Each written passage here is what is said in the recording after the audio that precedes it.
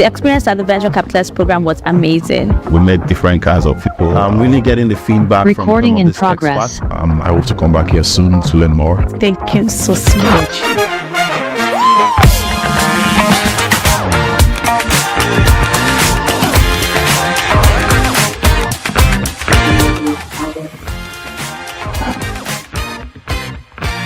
Maybe we could be in business. The audio.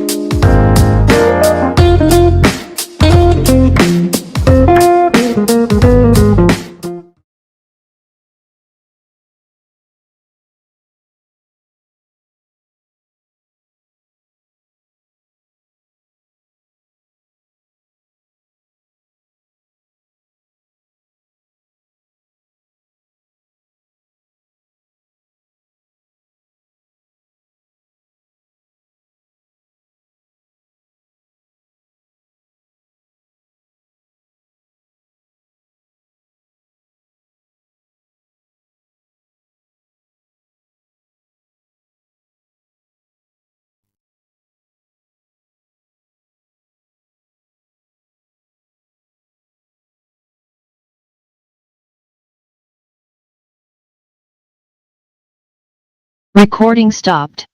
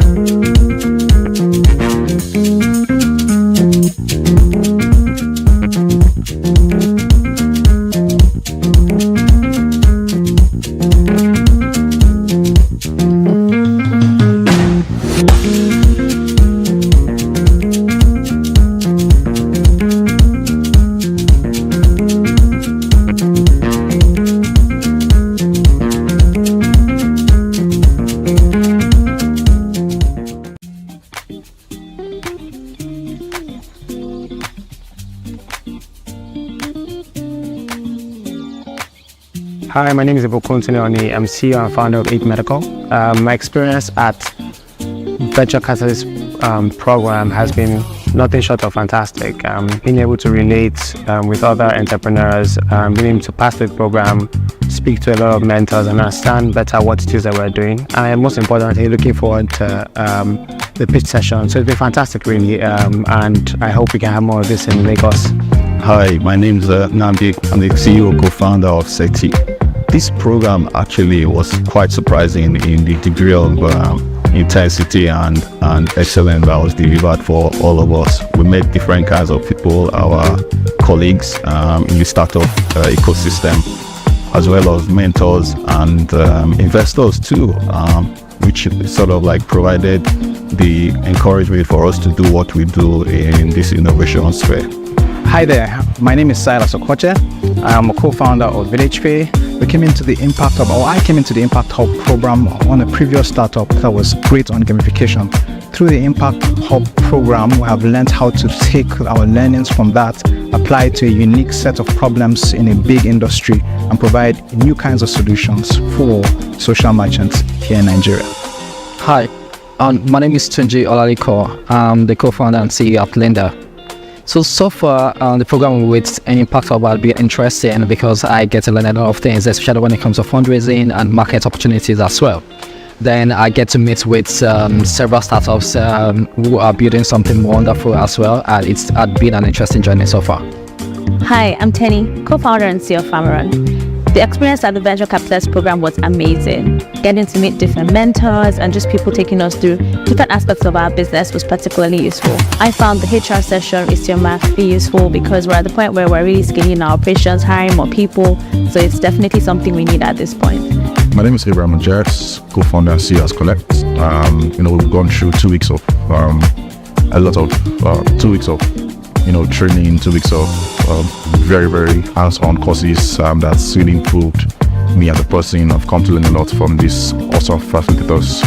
I hope to come back here soon to learn more, and also, thank you to Impact Hub, basically. Hi, my name is Oluwabomi Balogun, and I'm the Chief Operations Officer at Pocket Food. I'm really getting the feedback from some of these experts, particularly today being the pitch day. The feedback that we got from the judges were quite interesting, validating the model we are building here at Pocket Food, and even helping us to see how we can scale and how we can build even faster and better was quite insightful for us. I just want to say thank you to the Impact Hub team, and thank you to the Laseric team as well for this insightful Venture Catalyst program. Hello, my name is Olumide from ZDAF. It's been wonderful being here, creating connections, networking, learning, and growing. Looking forward to more of this. Thank you. Hello, my name is Richmond, CEO Ribi. We've been able to get a lot of training, a lot of knowledge, especially on the investment side, and how we're able to manage the business, thinking strategically, and able to expand going forward. Hi everyone, my name is Bello Rukayat. I'm the founder, CEO of Register. My experience in the program has been awesome, to be candid. So I give it up to them. Thank you so much for having us. Thank you so much. Hi, my name is William Swata, your co-founder and CEO of Truck, where we are building the operating system for third-party logistics. It's been an exciting time through the program. Relationships have been formed, partnerships have been locked, and we're really wiring to activate them more, changing the game for how third-party logistics is done across the continent. Thank you very much. Cheers. Hi, my name is Babatunde Lawal. I'm the co-founder CEO at Source Green. It's been an awesome experience being part of this cohort, connecting with people, forming new partners, meeting new guys, and even potential investors. And we are so excited about what the future holds for Source Green as we revolutionize the $400 billion agro-processing industry in Nigeria. And it's even way bigger by the time we enter emerging markets, which is about $3.5 trillion globally. We look forward to more opportunities and we're excited about this. Thank you. My name is Tolu Adidayo. I'm one of the co-founders at Vela Finance. And at Vela Finance, we are building a business bank and global payment for businesses in Africa. I've been part of this cohort now for the past 2 weeks, and it's been awesome, meeting with people, getting to meet with fellow business owners, and also getting to meet with investors, potential partners, who could work with us at Vela to propel our business. It's been awesome, and I'm grateful for the opportunity. Hello, everyone. Good evening. Hello, hello, hello. Hi, everyone. Good evening. Please, can we make our seats? Hello, if you can hear me, please, let's have our seat, ladies and gentlemen.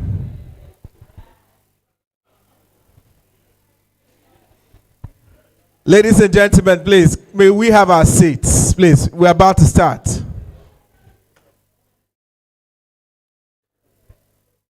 And we would like us to move forward also, so we fill the seats in front, please. There are too many empty seats in front, so people who come later can sit behind. Ladies and gentlemen, if you can hear my voice, please, may we have our seats, please.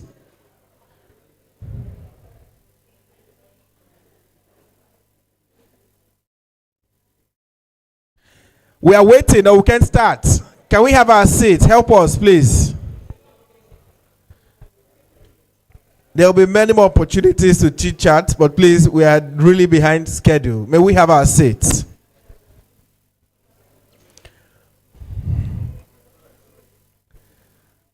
Thank you, thank you. Let's move forward. Let's move forward, please. Let's move forward. We can't have the empty seats in front, please. Please, let's move forward. I don't know, when we go to events, people just like to sit behind. Please, let's move forward. Please, I appeal, let's move forward, please. It's a small space. Thank you so much. Let's move forward. Let's move forward. If we don't sit here, nobody's going to sit here. Please. Let's move forward, please. Okay? Stephanie, you want to sit here? Thank you. He's been looking at it. He wants to come forward. I don't know. Yeah, come. All right. Thank you so much, ladies and gentlemen. The weather is making us start behind schedule. But anyways, once again, apologies. My name is Wisdom Chap Jumbo, and I'm very happy to speak to you all today. We'll kick off very quickly and skip many of the intros and just get right onto it because of time, so we can be able to. The online people are already on, so we don't want to keep anyone waiting because of time. So quickly, we're here for the Africa Climate Tech page, and I really must thank you for finding time with this weather. Lagos is on standstill. I didn't realize. It took me 2 hours to get here. Crazy. But thank you so much for making that time regardless. We really do appreciate. But very quickly, let me just invite the MD of Impact Hub to give her welcome address and why we get right into the conversation for today. Stephanie, please round of applause for her. Thank you very much, Wisdom. Hello, everyone. My name is Stephanie Dano-Kafor, and I am the MD CEO, Impact Hub Lagos, as well as the regional host for the Impact Hub Network, Africa and the Middle East. I'd like to welcome you all here that have joined us physically, as well as everyone who has joined us virtually. We really appreciate you taking the time. So I'll be very brief, like Wisdom said, just to talk a little bit about Impact Hub Lagos and the Impact Hub Network. So Impact Hub Lagos, we started in 2017, and we really just wanted to solve 3 major problems that entrepreneurs were having in this ecosystem. The first is infrastructure. So you're here joining us, those of you physically in our wonderful space where we're providing the infrastructure that entrepreneurs to get their businesses started and also scale their businesses. So we provide private offices, co-working spaces, event rooms, conference rooms, whatever it is that you might need. The second is we provide the community that you need to thrive and to connect and collaborate with other entrepreneurs, like-minded entrepreneurs. And so being a part of a global network, it allows you to have the opportunity to connect with entrepreneurs, not only in the Lagos ecosystem, but with all of the other impact hubs that are in over 106 cities worldwide. And so being a part of the Impact Hub networks gives you that ability to visit any of the other impact hubs if you're traveling and you just need somewhere to work, or if you have any business interests and just need to be connected to other entrepreneurs in different cities around the world, we can make that happen for you. And lastly, we provide capacity building programs to help your businesses scale. So we're an incubator, we're an accelerator as well. And so hosting programs and different projects like this help our entrepreneurs get their businesses off the ground. So thank you so much, everyone, for joining us. I just want to give a special shout out to my amazing team for making this happen. If you guys are here or you can hear me, just put your hands, wave. If you're online, just send a smiley chat, a smiley face, and thank you, everyone, for joining us. And I hope you enjoy the rest of the day. Thank you, Stephanie. Thank you so much. All right.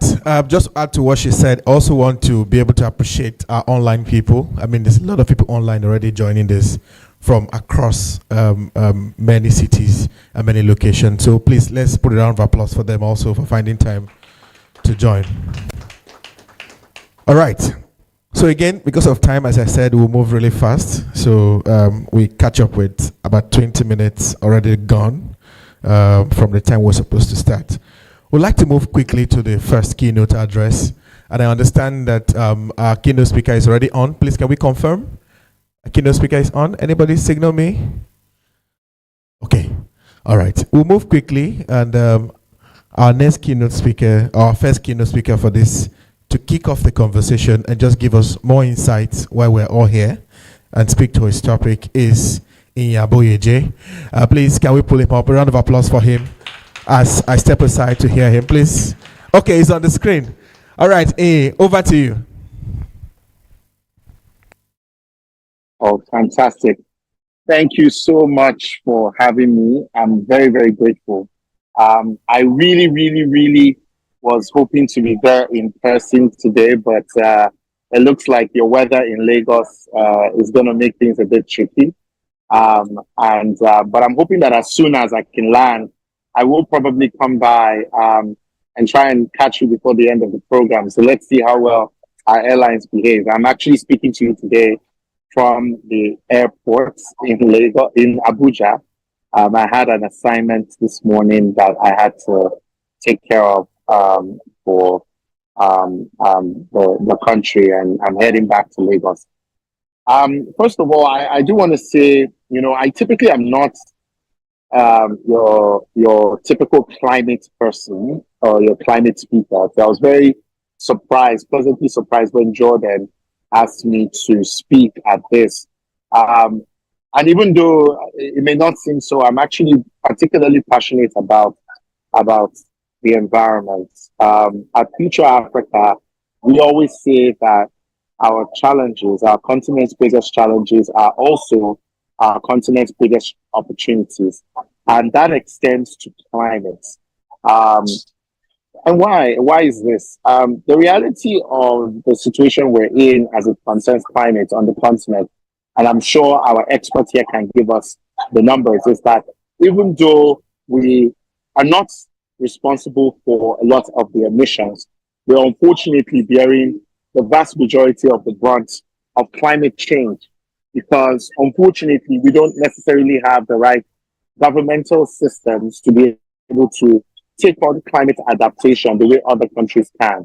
And so I'm sure many of you have heard of earthquakes, we've heard of floods, we've heard of different natural disaster events, and you've obviously seen the impact of those events on our people.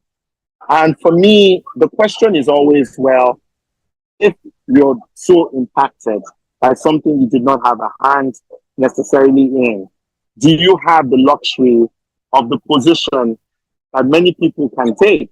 On the one hand, the thing is, because we're so impacted, will our good behavior alone be enough to stop what is a coming climate crisis? And on the other hand, there is the obvious question of where is the place of development in this conversation? Do we halt development, particularly given how futile our efforts could be, given the fact that we're not major contributors to greenhouse emissions around the world in a practical sense? And I've often asked my friends to consider a third way, which is that Africa, despite its particular status, could actually herald a new sort of consumption, could herald a new approach to sustainability that is not simply going to save the environment, but also save us quite a bit of money. And for a long time, I had been telling my peers this, and I hadn't foreseen that on the onset of this administration, we will be hit with a surprise fuel subsidy removal. And that has indeed changed the game in many senses, because all of a sudden, we're learning to save the environment while saving our money, right? By using solar solutions or renewable energy solutions, we actually are realizing that when you fully price in the cost of fossil fuels, particularly if you do not refine them in your own country, and particularly if you do not control the price of oil, you will realize that at the end of the day, the only reason why it is even possible that we're excited about destroying the environment is because there is quite a bit of subsidies encouraging us to do so. And I'm glad that that situation is changing. But I would like to expand our minds as we think about that a bit. You know, what else can we, by saving the environment, also save wallets on? One of the really exciting businesses I've had the good fortune of supporting is an interesting business called Move. Some of you might know the business. What Move basically does is that Move is essentially one of the largest vehicle mobility assets financing and distribution companies in the world, entirely powered by technology. We help primarily drivers on Uber and other logistics networks to be able to finance their mobility assets as they ride. So if you're an Uber driver, we give you a car, and as you pick up and drop off passengers and get paid, we ultimately also get paid until you pay off the assets and you can now fully own it. And we do the same thing for trucks, we do the same thing for two-wheelers, and we do the same thing for three-wheelers. And increasingly, we've been asking ourselves, well, it turns out that, again, one of the major costs associated with the vehicles that we distribute and finance is the wear and tear of fossil engines, and of course, the cost of fuel. And that if we could turn these cars to electric, we actually make for perhaps slightly more expensive, but actually much more efficient machines, both from a revenue standpoint as well as from an operational standpoint. And of course, our customers are delighted to get into electric vehicles and save the environment because it's a pleasant experience. And now, you know, Move currently is leading the electric fleet strategy, electric car mobility strategy for the UAE. They're starting to do the same in India, and more than 50% of its fleet is electric. It's done the same in Cape Town as well. And so you're starting to see how by saving the environment, we're saving our pockets, we're saving our money. And that's the challenge that I want to throw down to the VCs and the startups here today. Can we look away from simply building a climate proposition that is predicated on emissions and emotions, and look at one that is predicated on profits, that is predicated on actual value to the person? Can we, by leveraging the powers of technology and innovation and science, actually build more sustainable products that decompose themselves, but at the same time do them not just because they lower emissions, but because they're more sustainable for people's pockets, because they enable us to be able to save money, they enable more people to be able to access products. Because after all, if plastics come from resin, right, then ultimately we're still back to fossil, right? So what happens if we can actually use biodegradable material, right? And if we can have more sustainable models. These are the kinds of questions that I'm asking myself when I look at climate companies. How do we make this more sustainable? How do we make this more sustainable with respect to how we grow our food? And in that process, be able to come across more climate victories that allow us to be able to more efficiently grow food for farmers and ultimately bring down the price of food. How do we do the same for how we make our stuff, right? How can we break through with, there's so much plastic in so many things, but perhaps by using newer technologies like cassava-based plants and carbon and fiber, is it possible for us to actually be in a position to make cheaper packaging that can actually stand the test of time and be biodegradable? How can we change the way we move both things and people, right? Can we use electric truck? Can we use different other things? So these are, I think, where my head is at when it comes to the climate crisis. And I'd like to end on a particular note. We're Africans, and a big part of our culture actually is reduce, reuse, and recycle. I remember growing up, my mother would wrap our mwemwe, our bean cakes, in old newspapers and in leaves, mwemwe in leaves, right? So because she didn't want to waste nylon. Then again, if you actually think about, even how we think about any household, I would warn you about going into the fridge of any African household, because that's ice cream bowl probably doesn't contain ice cream, as many of us probably know, right? Because we reuse and recycle.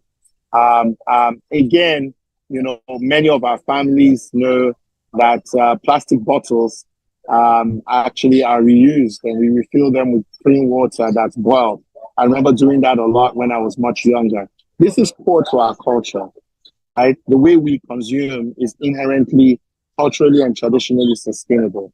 And I'm hoping that many of the startups in this room can draw inspiration from our heritage and from our culture to build incredible businesses that are able to enable innovation in the climate space, so that ultimately we're not just reducing emissions, but also reducing our expenses. Thank you very much.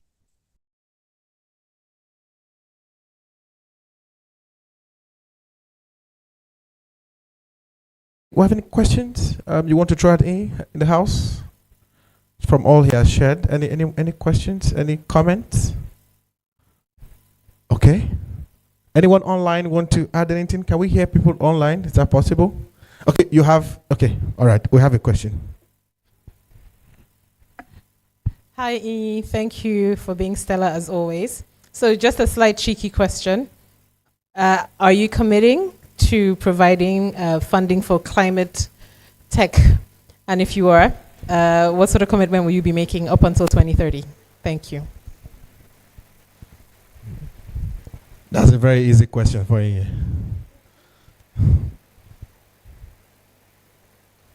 Are you still with us? We can't hear him now. It's money, please put volume. Hey, hold on, we can't hear you yet. Technical, please help us. Are you muted, Ian? Please check. Okay, now I've been unmuted. Oh, okay. We forgive you. Recording in progress. Okay, sorry about that. So yes, absolutely. I think for us at Future Africa, actually, our framework for investing is guided by a principle we call TIME, T-I-M-E. So we invest in talent, pipelines, we invest in infrastructure, we invest in markets, new markets, we invest in the environment. And particularly under the investments where we consider the environment to be key and core, we're actually looking for startups that are building sustainability into the things that they're doing. And actually, we look for every way to build sustainability into the things that we're doing, whether it's with respect to device recycling, whether it's with respect to, as I said, electric car distribution and financing, whether it's with respect to remote work, which actually does take quite a bit of air miles off the skies. So for us, I think climate is core to our proposition. We're a $50 million fund, but our approach to climate is really not thinking about it in isolation, which I guess some of our bigger AUM foreign funds have the luxury of doing. We got to think about it in the context of what is actually helpful to the African and what actually does deliver value for our shareholders. So that's I think the answer to the question. All of our $50 million is particularly dedicated to reducing climate impact, but more importantly, bringing the cost of climate innovation down so that it becomes something that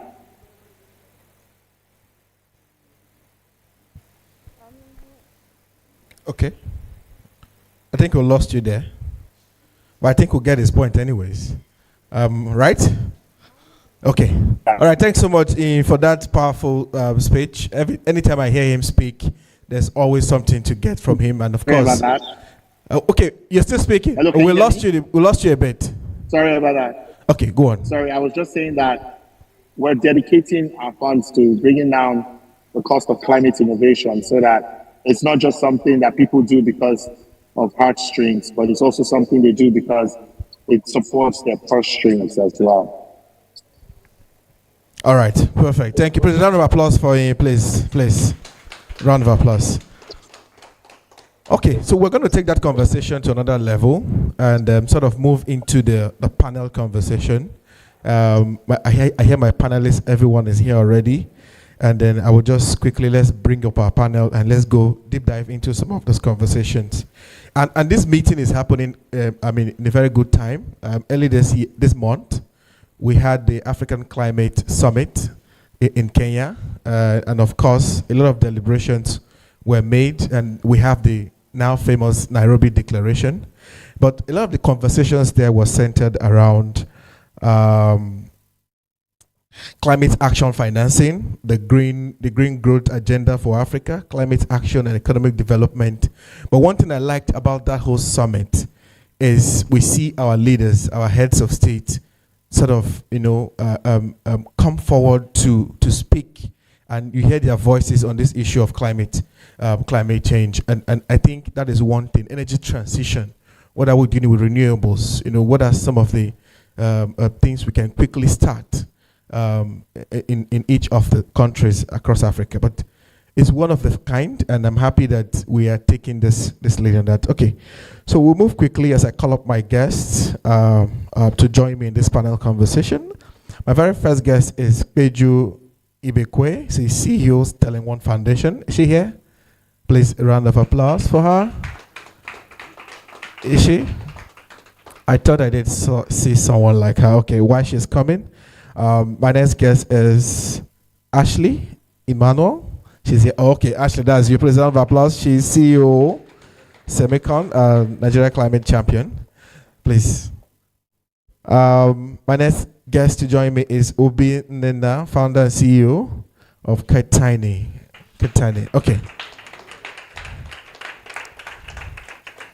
Thank you so much for making the time. And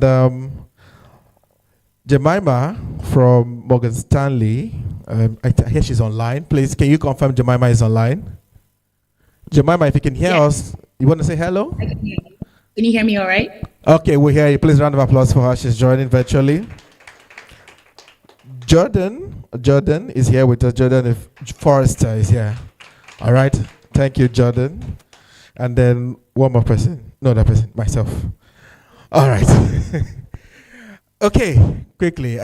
Before we get into the conversation, just wanted to also first hear your thoughts. And by the way, in case you just come, my name is Wisdom Chap Jumbo. In case I didn't introduce myself earlier.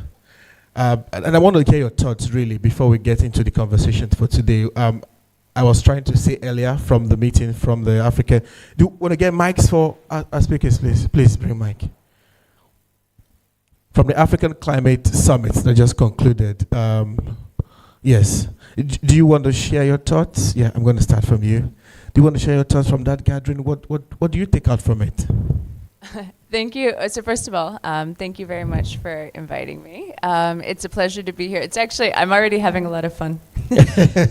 just seeing a lot of friendly faces like Obi and innovators. And so unfortunately I wasn't able to attend the climate summit. Maybe I'll just kind of share. I'm going to answer a question that's not your question, because I have the authority to do that because I have the microphone.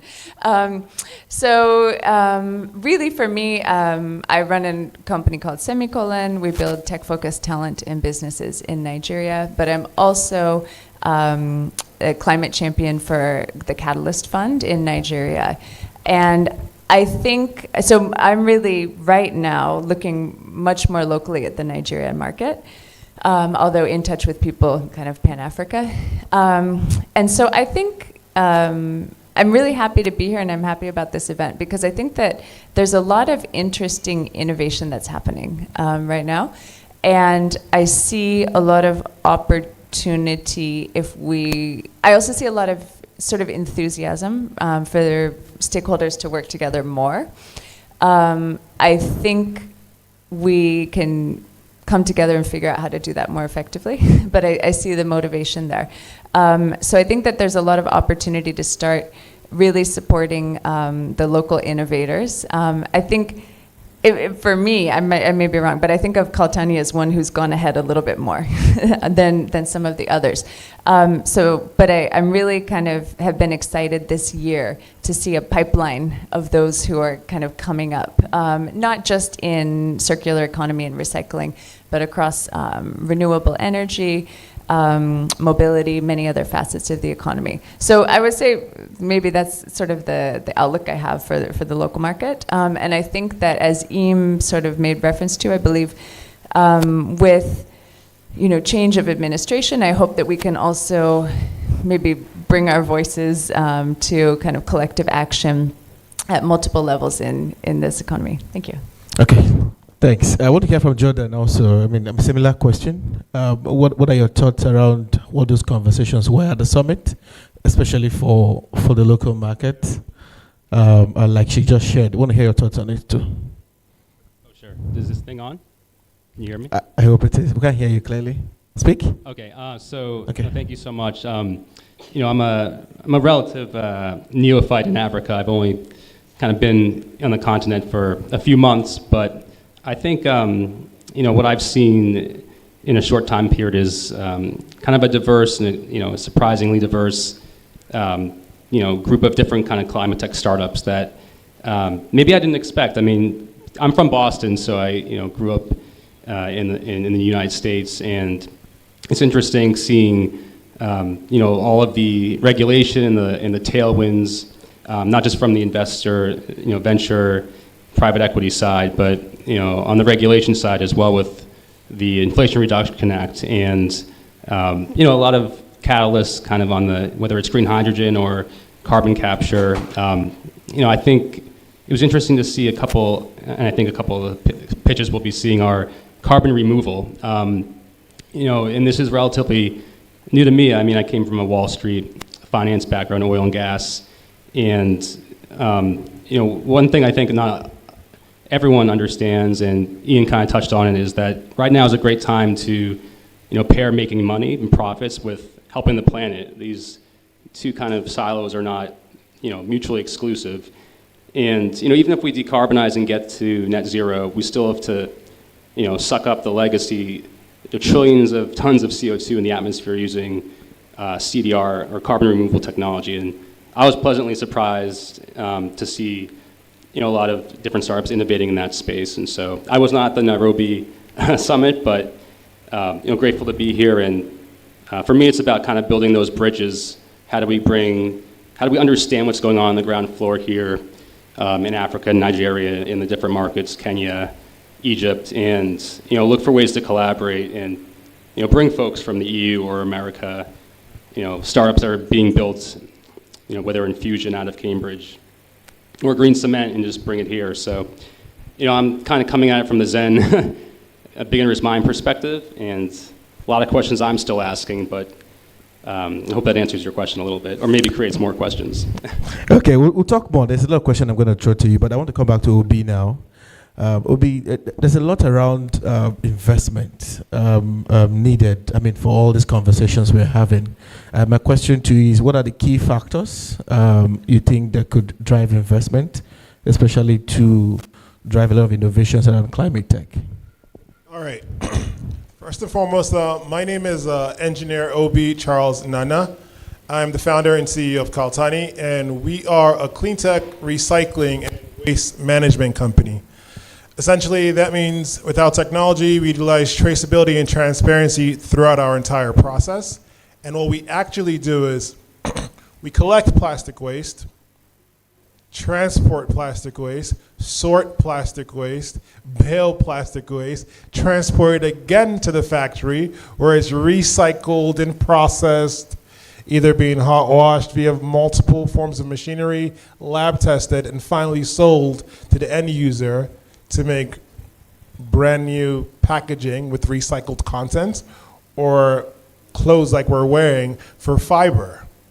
So, to answer your question, sir, I think to make organizations or companies investment ready is if you can fully articulate the problem you're trying to solve, right? And that problem has to be a problem not to you, but to others, right? And it goes to what Ian, Jordan, Ashley are saying, right? Profit, but with purpose. So we can all make profit, but what are we actually doing? Are we creating impact in our environment? Are we reducing plastic pollution and diverting plastic from our oceans and from our landfills and from our environment? Are we reducing the amount of carbon in the environment? Are we solving problems of unemployment? If we can find ways to solve these problems, make our organizations attractive enough to receive capital, and when you then receive that capital, are you wise and efficient enough to manage said capital? And what that means is, will you do the right thing with the capital you have? I know some organizations that received some funding, I think it was $2 or $3 million of funding, and the next thing they did was the CEO placed himself on a $20,000 a month salary. So that's a bit inefficient. I don't think that's smart. That's a bit heavy-handed, and of course, you know for certain your burn rate will be high, and it's just a matter of time before that capital is gone. So to answer your question in a nutshell, don't be stupid. Do the right thing. All right, I like how it ended. Please, I want to check if Pedro is in the hall now. Maybe she can make her way here. Is she here? All right, she's here. Oh, finally. A round of applause for her, please. Pedro is CEO of Tele One Foundation. Welcome. Welcome. All right, I want to come back to Ashley now. As a venture capitalist, as you work for a venture capital firm, I want to ask, how do you balance the need for financial returns with the goal of promoting climate tech in Africa? Now, I'm asking this question because there seems to be a thin line between maybe impact investing and how we achieve all of this. What are your thoughts? Thank you. And I think you've kind of promoted me. So before everybody comes and asks me for money, I'm more on the money-seeking side than the money-having side. But so through the Catalyst Fund, which I do have an affiliation with as the Climate Champion, Catalyst Fund is a venture builder. So it's a company that promotes pre-seed stage companies that are driving climate resilience, particularly for the most sort of excluded, marginalized, vulnerable communities. And the Catalyst Fund does give money, as well as quite a bit of substantial venture building support. So in that sense, I am sort of at the table in terms of, one of the things I'm doing as the Nigeria Climate Champ is trying to find, kind of match the early stage startups that would be a good fit for the fund, with the fund, and then also participate in some of those decisions. I also do we have a Semicolon Ventures program. So I also do venture building through Semicolon, and through partnership with a few business schools, we do training for early stage startups. So we also do a lot of that advising beyond don't be stupid, right? but that's one of them, prudent use of capital. But anyway, to answer your question, I think, as I think a few people have mentioned, really, there's an opportunity for finding a business model that is both highly impactful and financially, economically viable. I think that actually, I think running any business in this market is challenging to some extent, and I think that some of those kind of the climate tech, climate innovation models are very tricky. I was just telling Obi before we started, like I'm always so impressed with the companies that go into recycling because I feel like so tricky, and they've really taken the hard route but created real impact. So I think it's doable. I do see some of the emerging climate tech startups that I've seen have benefited from some grant funding or donor-funded programmatic support, particularly at early stage, and I feel that that's been really beneficial. So I think that's been helpful for some of the companies getting to that first stage of traction.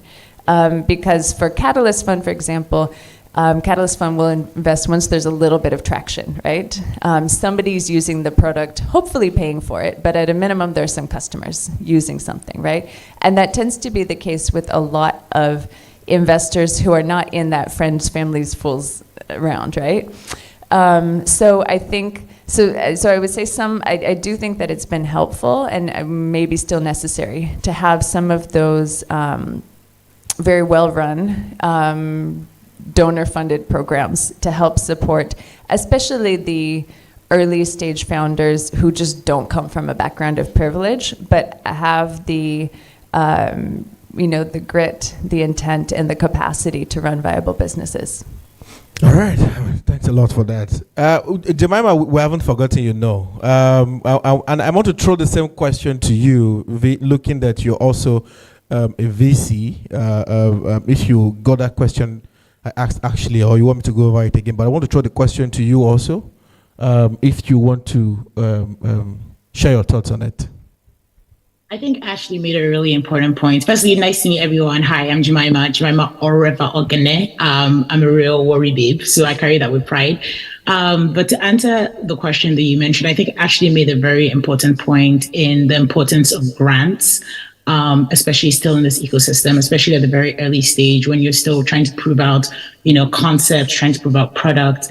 And I think once you're able to get some sort of traction where, you have your MVPs done, you have some paying clients, hopefully, I think that's when the VC money sometimes comes into play. I do think that a lot of times folks might anticipate being able to raise VC capital a bit too preliminarily, if I want to put it that way. But I do think that another thing I want to highlight that I think sometimes folks gloss over, especially in this conversation on climate tech in Africa, is just the importance of the technical skills that underlay all of this. I know Jordan had mentioned, his background, but I think when we think about decarbonization, just even the amount of industry knowledge that goes into being able to have that. So I think from a VC perspective, one of the things I'm particularly always very, very appreciative of is when we're able to collaborate with other VC founders on other VC folks on the ground who also have, some sort of technical training associated with their VC, or being able to ensure that we're meeting that educational barometer. Because sometimes I won't lie, I sit in some of these pitches and I'm like, I do not know what RED 2X plus means, but this is, I think there's definitely that knowledge gap that we need to make sure that we're constantly filling. All right. Thanks so much for sharing your thoughts on that. And but you're welcome. We didn't lose you. I'm happy. Welcome.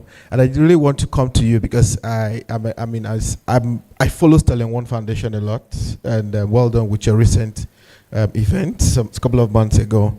But I think you're the right person to ask. Being you are a philanthropic organization, and how do you decide And that's my question. First, you tell us, I mean, for people who don't know who's Sterling One Foundation or what you do, but want to learn, how do you decide which climate tech initiative to support, and what are some of the key factors you sort of look for a project? I mean, before you, so I want you to start from that angle. Thank you. Wisdom. I love that name. Good afternoon, everyone. So Kweji Bikwe is the name. I work with the Sterling One Foundation. Sterling One Foundation is a private foundation in Nigeria, established by one of our financial institutions in the country, by Sterling Bank. However, we're more focused on the continent when it comes to our impact initiatives. And that speaks to the Africa Social Impact Summit you just referenced. At the Africa Social Impact Summit, you know, there was a deal room, and we had some really exciting climate action-focused initiatives that were pitched there, and we're hoping that the deals will be signed very, very soon, and definitely we'll be glad to announce those deals. So we try to create a platform for the excellent innovations to meet prospective funders. And that's one thing that happened at the Africa Social Impact Summit.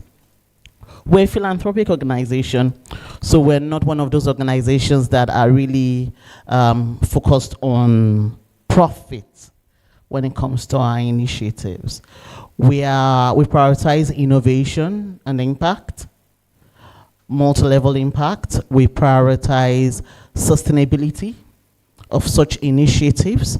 We prioritize scalability of such initiatives. We really believe a lot in local engagement. If it's possible, community engagement and co-creation for the solutions that you want to provide for them, such that we're not creating innovations that may not necessarily connect with the community you want to serve. We're also big on collaboration. When it comes to climate innovations or investments we want to make. And it appears that you want us to set up a grant, a donor-funded, shall I say, initiative to support pre-seed innovations in climate tech. I think I've heard that twice this afternoon. And interestingly, it's something we had been working on, but we're focusing more on women.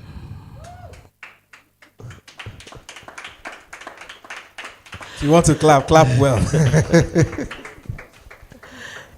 Yes, we're looking to support more women-led organizations that are in this space. So I'll just say, just watch that space. This will be launched soon. Thank you. All right. Wow. That's good. You heard it first here. So when you say it outside, remember to. Okay. So, I mean, as we wrap up the session, I just want to hear your thoughts now on what are the opportunities. A lot of startups are here. They would like to want to hear also, because it will be helpful to them. What are the opportunities for collaboration between African tech startups and international investors, government organizations? I mean, how these partnerships accelerate the development and adoption of clean tech generally. I just want to hear your thoughts, every one of you. I mean, I'll start from Jordan, and then we'll go to Jemima online, and then we'll just take some few minutes to hear your thoughts, each of you, and then we'll wrap up, go to questions, and then we'll close the session. So Jordan, over to you. Sure, thanks so much. I think, the key word is collaboration, and I think, it's pretty much the key. It's like the question is, how do we, build those international bridges, and, I think get more money and attention and capital to early stage climate tech builders, and really scale them quickly, since there's just, there's just no time. I, after Wall Street, actually, worked building a tech startup that was in the mobility decarbonization space, and I had the privilege of being part of the Elemental Accelerator, which is arguably the top climate tech accelerator in the U.S. I think one interesting thing I learned, when spending time in Nigeria, was that I couldn't find many early stage accelerator or incubator programs. I think the question maybe is how do we work with Morgan Stanley, with Jemima, and I think Greentown Labs is on. They've right in Boston. They're an amazing incubator. They've backed hundreds of startups, and how do we kind of borrow these models, whether it's from Boston or Silicon Valley or New York or Japan or South Korea, and really build a community or an ecosystem of support across investors, corporates, government, and I think there's a lot of room to create those partnerships. So yeah, I think it involves maybe us asking tough questions and not being afraid to just jump into the uncertainty of foreign markets. Like I'm here right now. I knew very little about Africa months ago, but just not being afraid to ask what may be a dumb question for one, but could be a really game-changing opener for another. So those are a few thoughts.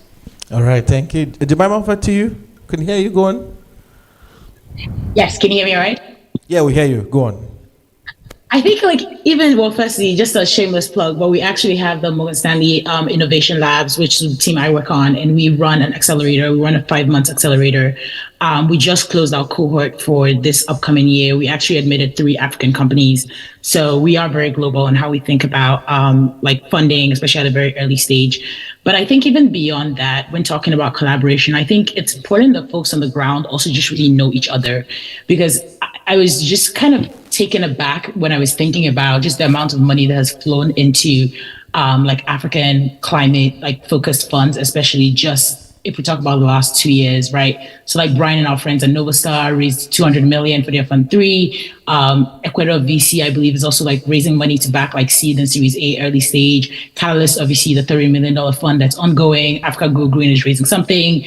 Our friends at E3 Capital that focuses on mobility and clean tech of that nature is also has raised money and is also deploying. So I throw out all these names just to say that I think a lot of times it's important to know who's on the ground to also trying to solve these issues and being able to connect with them, whether it's a LinkedIn message away, or making sure that you have a direct connect in that fund.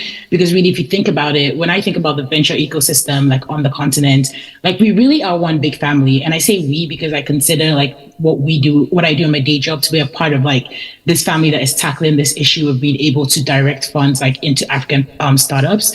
So yeah, I think from a collaboration perspective, I do think the most important aspect is just knowing who's on the ground, knowing who's raising what, and how can you keep tabs on that, by the way.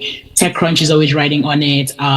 Tech Digest is always writing on some of these raises, especially from the VC perspective. So yeah, I would say that's my first thoughts on how we can pretty much increase that. But also I want to flag that clean tech and the environment, and especially in Africa, is something that is becoming more and more top of mind of folks. I know in 2021, 2020, all we ever wanted to talk about was fintech, and every other deal was a fintech deal, to the point where 63% of all VC dollars that came to the continent went to fintech deals, in 2021.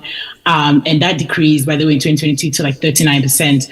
But what we're seeing is that the clean tech aspect and folks that are really dedicating money to the environment is actually growing. I think at this point we're at 20%, if I'm not wrong. Someone feel free to check me on my numbers. But yeah, basically my spiel is find who's doing what on the ground, connect with them. I've mentioned a number of local VCs and what they're doing, as well as international folks as well. And secondly, just know that this is a sphere that's growing and the money being allocated to it is also growing. So don't be afraid to ask for a piece of the pie. That's my end. All right. Know who is on the ground, connect with them. And thank God to some of you, you're on the ground now. So you connect with people here. All right. Obi, over to you. Oh, all right. Okay. Okay, let's go to him. Let's do this. To answer your question, I think it's really important to understand what problems people are trying to solve. When you look at carbon producers internationally or plastic producers internationally, they're trying to offset their carbon production. They're trying to offset their plastic production. So for organizations that are in the business of producing recycled products to offset plastic producers or carbon producers' problems, you become very attractive to them. You come locally now. in Nigeria, we have what we call the foreign exchange problem. Almost, I can't give a percentage, but quite a lot of organizations are focused on imports. So they're currently looking for Forex. So if your organization, like ours at Kaltani, exports and earns dollars, you become very attractive for organizations that import. So how can you structure a type of deal whereby some advanced capital is given to you to do your business of impact, and when you sell your products, you earn your foreign exchange, and you sell back to your investor at a discount? So I can only articulate it from an operator's perspective, as I'm not a fund, but whatever I'm doing at my organization, Kaltani, I'm looking at how are we solving another company's problem. That can quickly make your organization quite attractive. There's something called carbon credits and plastic credits, right? There's something, organizations are trying to escape what we call a single-use plastic tax. Other organizations are trying to solve issues with increased recycled content in their packaging. Everybody is trying to be eco-friendly and sustainable in some capacity. Okay. So it's a great time to be in climate tech. It's a great time to be in clean tech. And if you can do the work, and I actually mean do the work, right? Because some people will operate as CEOs, but they actually don't want to do the work. And that's something that needs to be said. Are you ready to wake up and work long hours and get the work done, or not? I said something earlier, and I'll say it again. Let's not be stupid. Let's do the right thing. Thank you. All right. Okay, Beji, let's hear your thoughts on the same question, collaboration. I actually didn't get the question. Okay, I was asking about, collaboration for startups, opportunities, working with investors, attracting investment. What are your thoughts on it? Well, I think I already mentioned that at the core of what we do at our foundation is collaboration. We actually do not think that any organization can really make much impact without intentionally collaborating with other players, whichever it could be investors. They could actually be entrepreneurs like you also. There's something about co-creating solutions or coming up and becoming a consortium that will be stronger and would likely be able to get more funding to do more work and create more impact in whatever area you choose to do within this ecosystem. So yes, it's something that we are for, and definitely will be one of the things we'll be looking out for when our fund is ready. All right, nice. Ashley, finally, before we move to Q&A, 1 minute.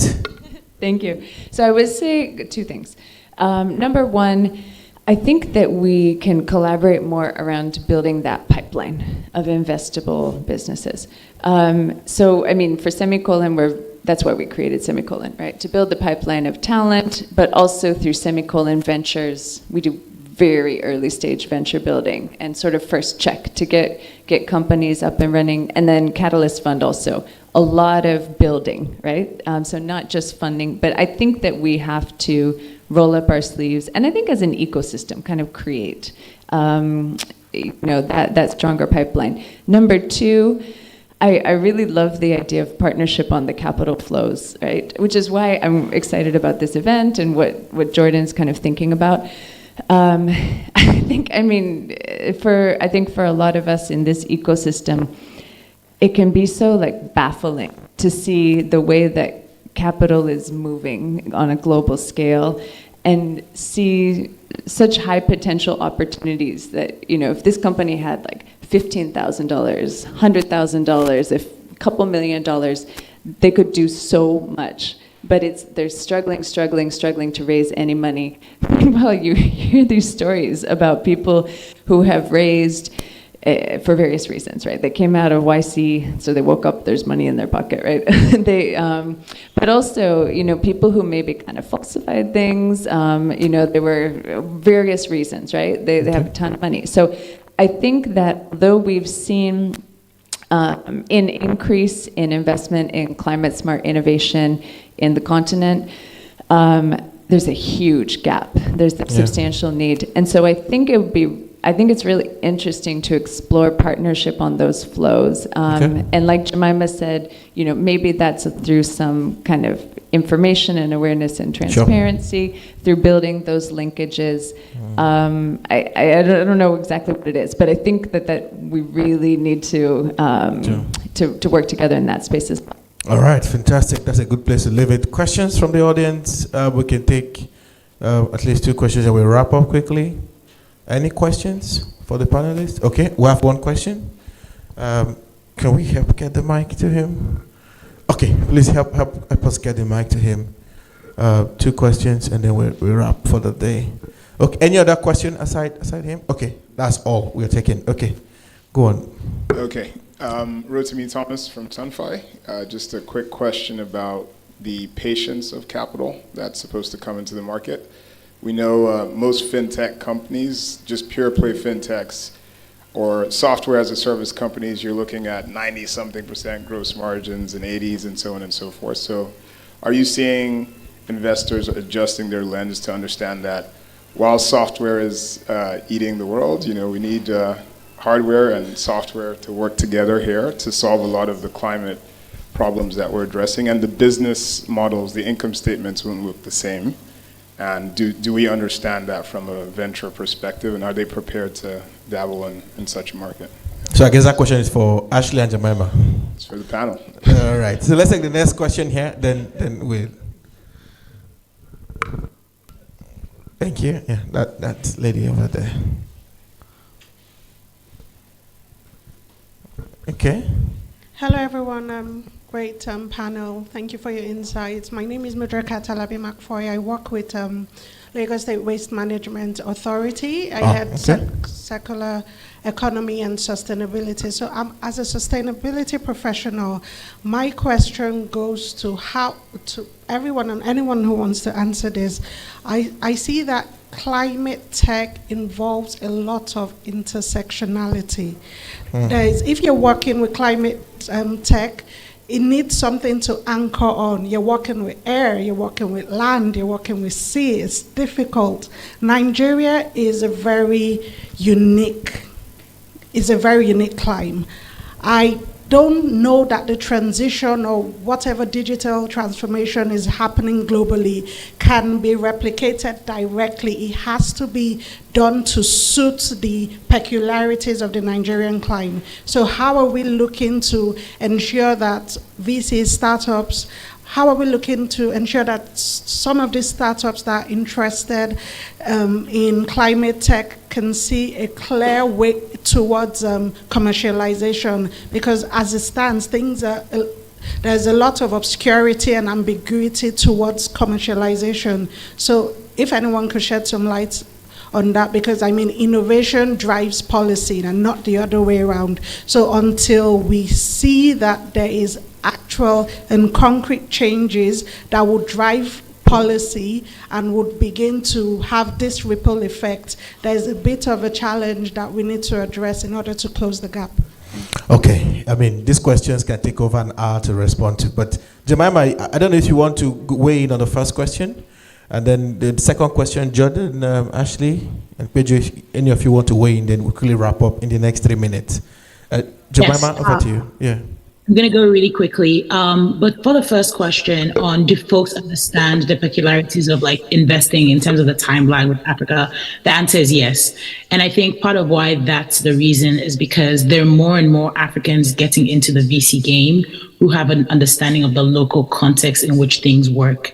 And what I realized that we are able to do is we're almost able to be in these IC rooms and actually be able to advocate for African businesses from an African lens. So for example, if someone, because I'm sure we all know this, but sometimes when Africa comes to the table, people are like, oh, risk, foreign currency, inflation, political risk, all these very generic terms that folks like to sometimes throw out.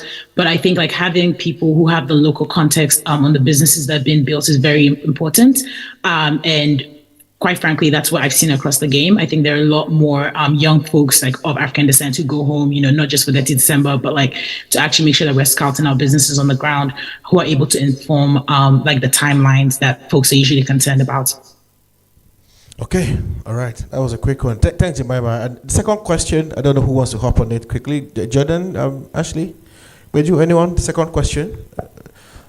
All right. I think Beju. the second question was about the fact that you cannot just take the technology that exists outside the country and just dump it here. There will be need for us to adapt to our realities in Nigeria and in Lagos State for us to be able to add value and actually move forward. Please correct me, madam, yes, I think that's a given. There's really nothing that you can, we're unique space, and we have a very dynamic environment. He mentioned an opportunity, I heard earlier, the FX opportunity, right? And all those things are happening to us at the same time. I think Nigerians are very resilient people. So we need to, it's a given that we have to adapt whatever exists that we'll want to use and to make profitable impact from in our climb. I think that's a given already.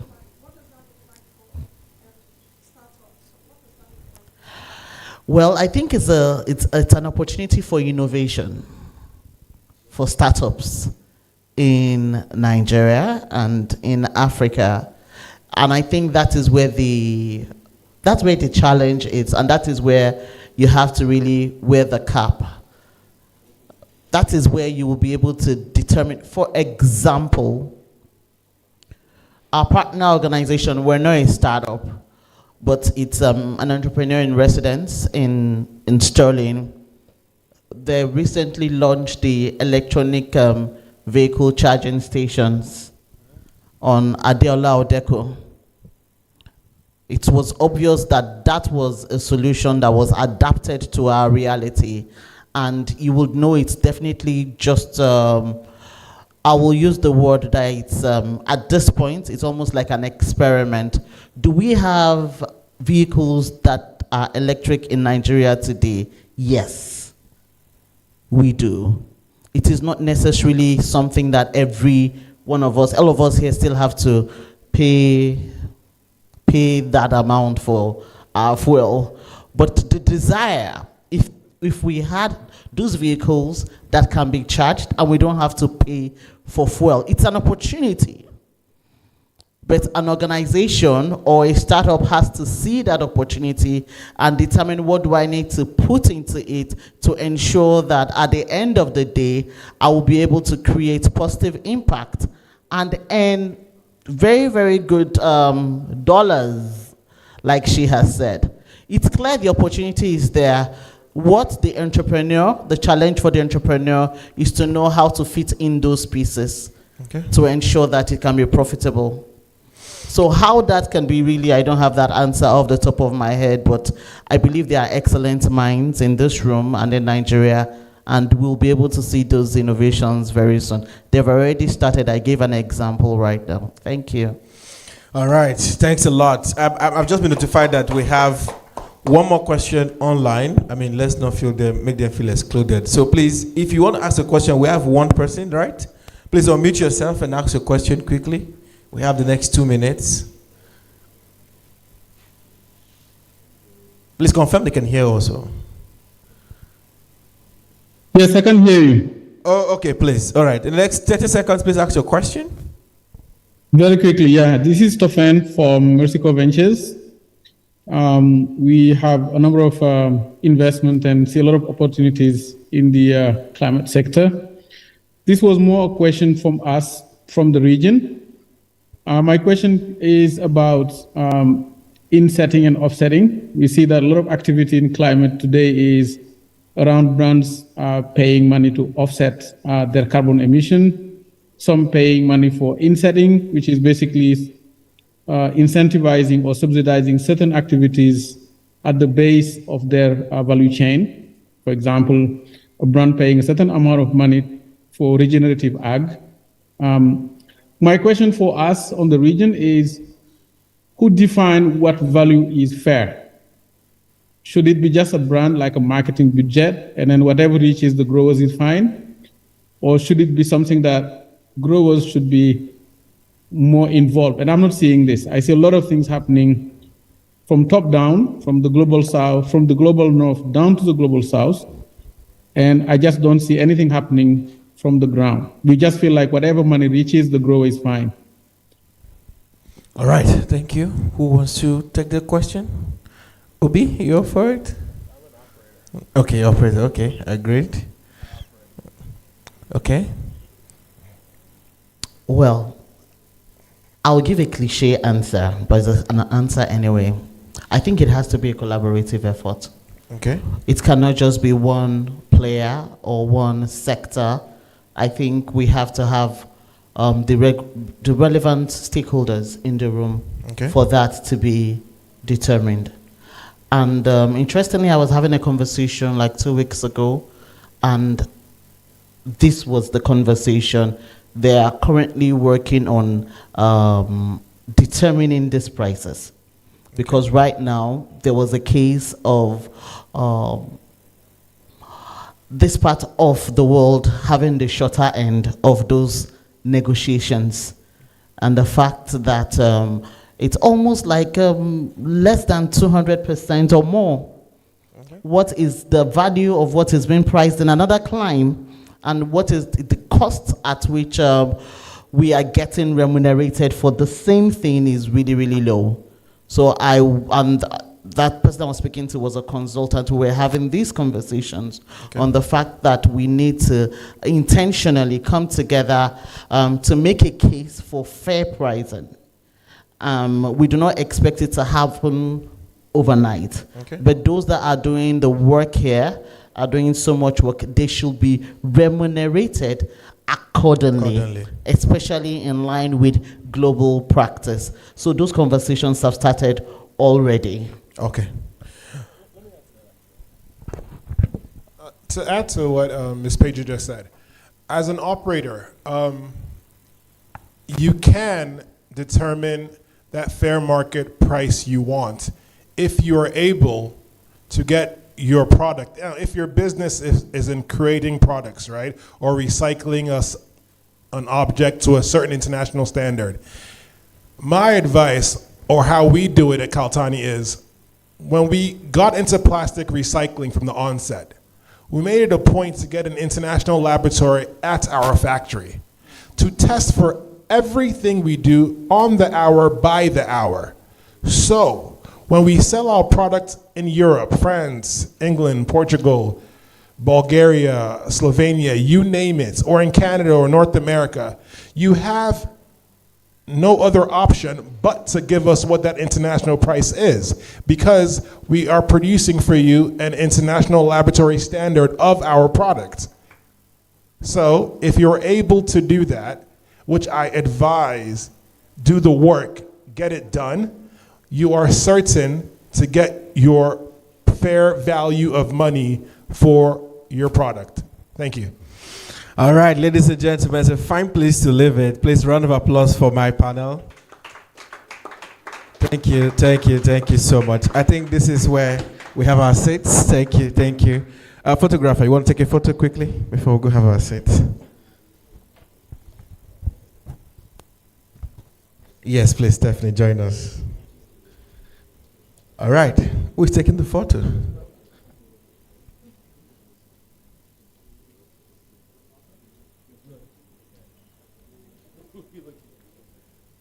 We're waiting for you.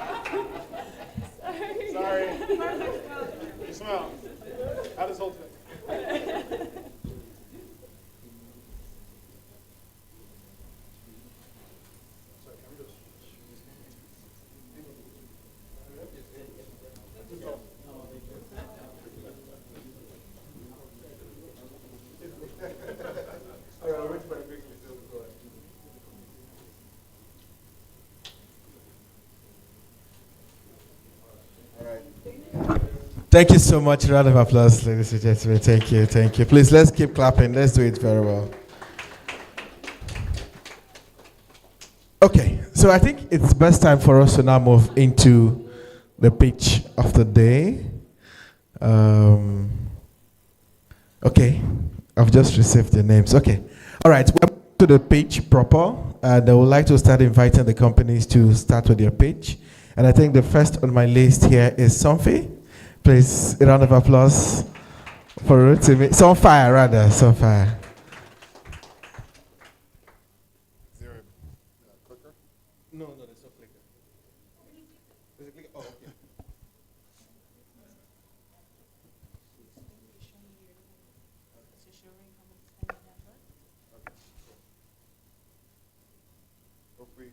Hopefully you guys can see the screen. I'm not blocking. All right, I've been told you have 3 minutes. Okay. Yes, before we show you the time, when it's almost up, and then it's done. So 3 minutes. 3 minutes. All 3 right. minutes. Awesome. Let me know when I should start. I think you start. All right. Are you good? Okay, go on. All right.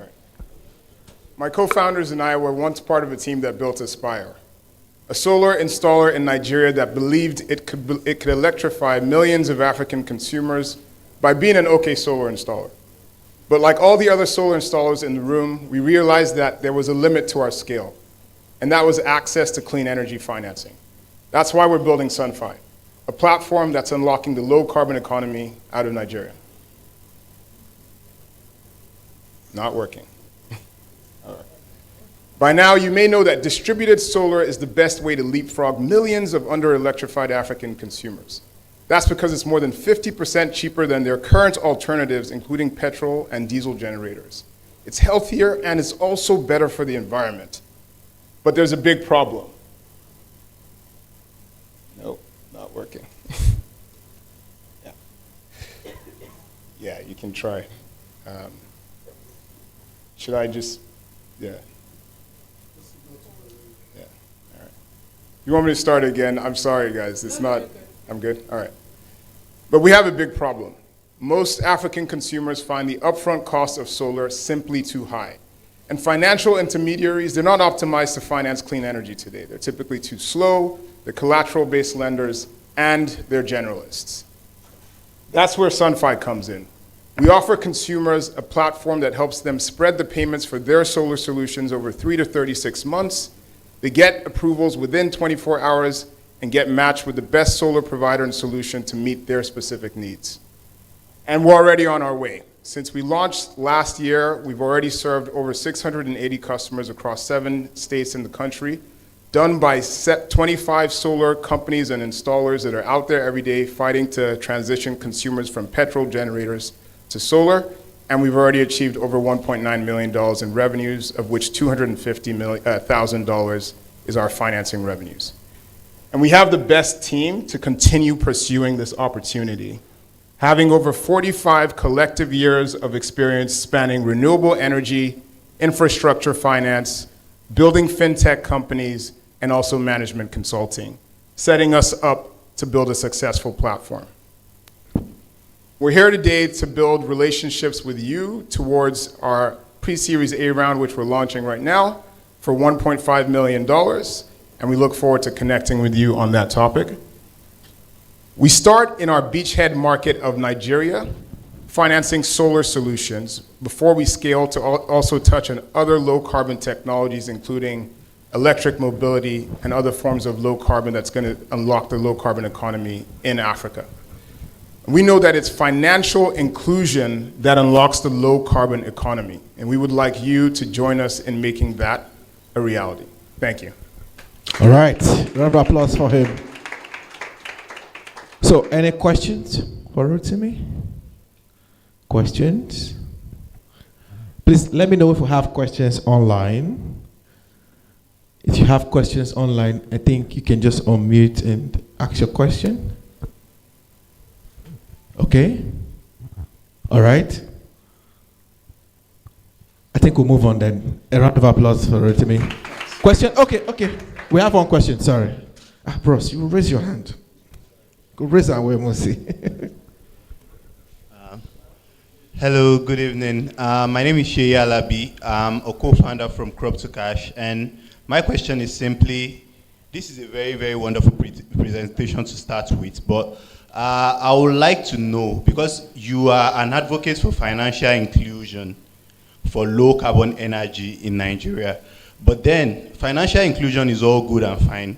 And from where I stand, I work in the agricultural sector, so I know a thing or two about financial inclusion for farmers. What are your plans for financial orientation? Because I like to believe financial orientation works hand in hand with inclusion, because without orientation, your funds are basically going to waste. So what are the plans your organization has for financial orientation for this innovation? Thank you very much. Yeah. All right, we had one more question somewhere, then we'll come back to you. Where was second hand? Okay, you. Hi, how you doing? So in the presentation, you mentioned upfront costs are typically high. I just wanted to find out how much are they on average. And so just to understand what a Sunfy does. So Sunfy is a financing platform to acquire the solar, yes? So basically, I'm taking a loan from Sunfy, paying interest or... Right, we do asset financing. Think of what Move does for mobility. We do that for solar systems in Nigeria. Yeah. Okay. And you are a B2C? We're both B2B2C and also B2C. So the solar partners on our platform go out and they source customers that need a solar solution. And at the point of recommendation of that solution, they need an embedded financing platform to help customers make it accessible. And so we're that platform that's doing that for those solar providers. But consumers also come directly to us. And when they come directly to us, it's still the superheroes on our platform, the solar agents that respond and fulfill those customers' installation needs. The question about financial orientation. So our financial orientation starts from us, not just at the consumer end, but also on the end of the agents that are actually out there fighting every day to bang with customers, honestly, to bridge this gap between their literacy about their dependence on their generator, which they very much trust, if we're just all being honest. And so it actually takes a lot of financial orientation and education to help those guys pass on the knowledge to help consumers make that leap in the first place. Can I trust this payment plan? Or is it going to become like PalmPay and you come and carry me and so on and so forth. So these things affect the customer's psychology about making that shift away from a very poor experience and very dangerous and expensive asset that is literally killing them to one that could be very beneficial for them, but they are not yet sure that they can trust it. And so there's a lot of orientation and inclusion that's required as well. All right, we have room for one more question. Okay.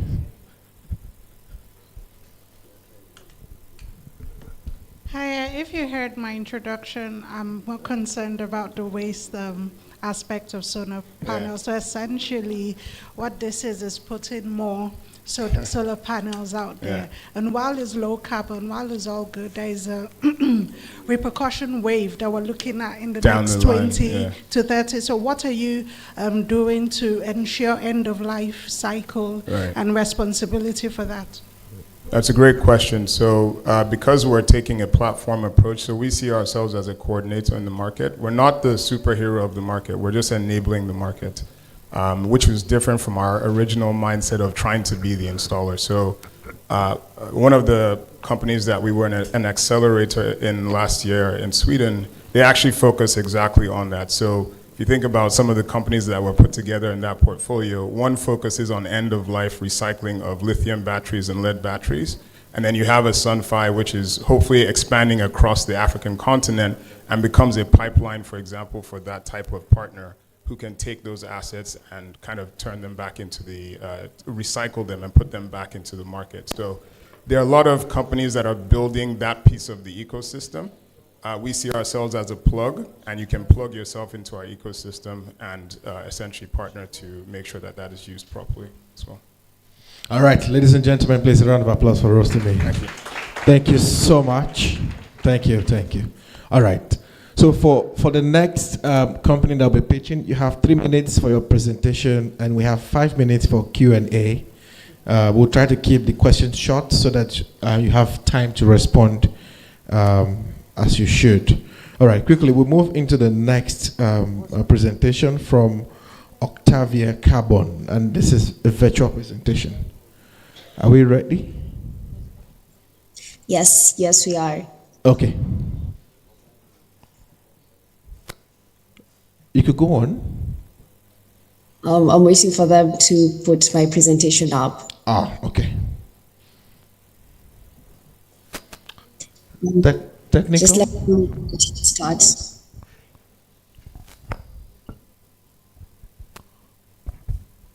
All right. Let's also put up, be ready for the next. We have the list for the other presenters, so we don't take much time. All right. And your time starts now. Okay, thank you. My name is Fiona Mugambi. I'm the co-engineering lead at Octavia Carbon.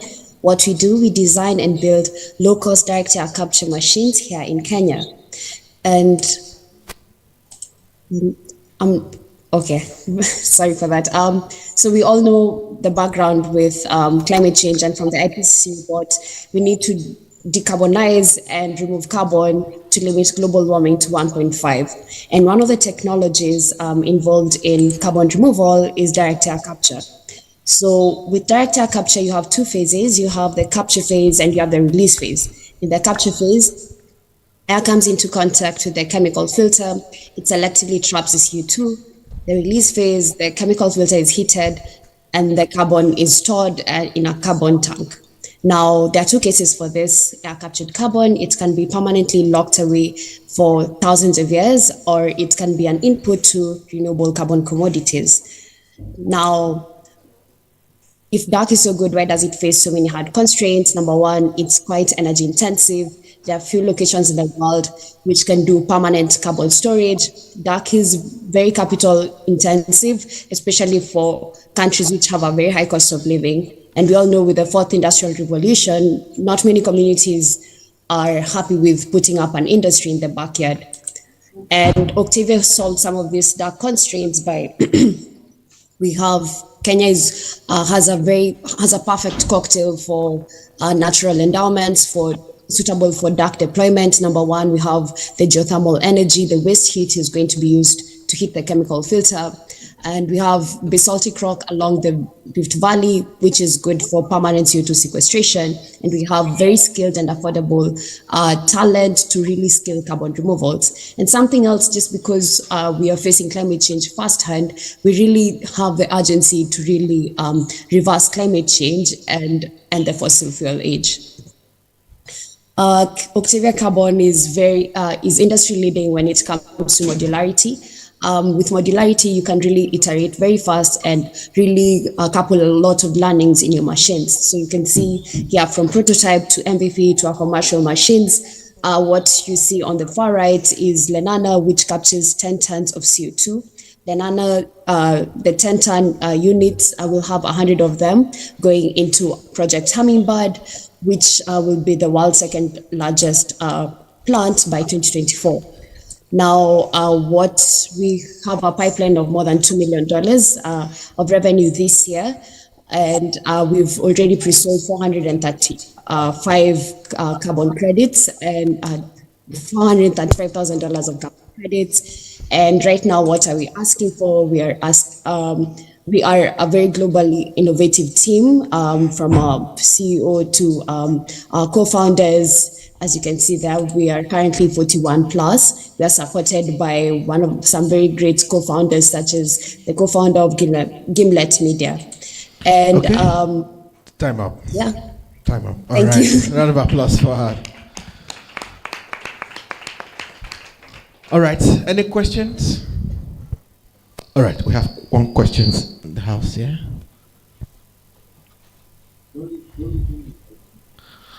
Question?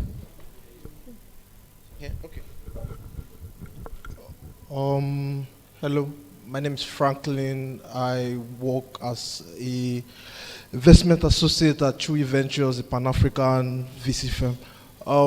My question, I think I have like two questions thereabouts. One of them would be, what is the capture efficiency ratio of your offering, like your device and everything. Then the second one is with regards to in what use case does this capture actually work entirely? And to an extent, are you guys, for example, now if you look at the oil industry and thereabouts, I would imagine that this would be very effective. So whether there's any affiliation so far with that industry at the moment? Okay, thank you. Those are very great questions. So let me just answer them. So the first one is the capture efficiency. Currently, our Gen 1 models, they do 60% of the optimal. So currently we are at 1.3 moles per kilogram of solvent. That is a chemical filter. And we have a very robust R&D team of more than 15 chemical engineers. So we really invest a lot in our R&D team so that we can really take our capture capacity to 100%. And when it comes to the use cases for carbon, once you've captured this carbon, remember there are two cases. Number one, you can permanently lock it away for thousands of years, and with the basaltic rock along the Rift Valley in Kenya, you can do this. But you're not the ones who are doing the carbon storage. That's our innovative partners known as they're called Sela Mineral Storage. The other case is, when you have air captured carbon and you have green hydrogen, and by the way, there's actually a green hydrogen plant coming up here in Kenya. These green hydrocarbons can really serve as an input to renewable carbon commodities, such as sustainable aviation fuels. With air captured carbon, you can use it to cure cement, so you have sustainable buildings. With air captured carbon, you can use it in beverage companies for their fizzy drinks. So you see, with this air captured carbon and the green hydrogen, all of these very green commodities, you can really revolutionize the whole carbon industry. And this is part of our mission at Octavia Carbon to really end the fossil fuel age. And it is a mammoth challenge, and we believe we're going to get there. And back to what you also said about the oil industry. Direct air capture is not an excuse for oil industries to continue. It is not an excuse at all, and we are not affiliated with oil industries. Direct air capture comes in. Remember, we have the legacy emissions in our atmosphere.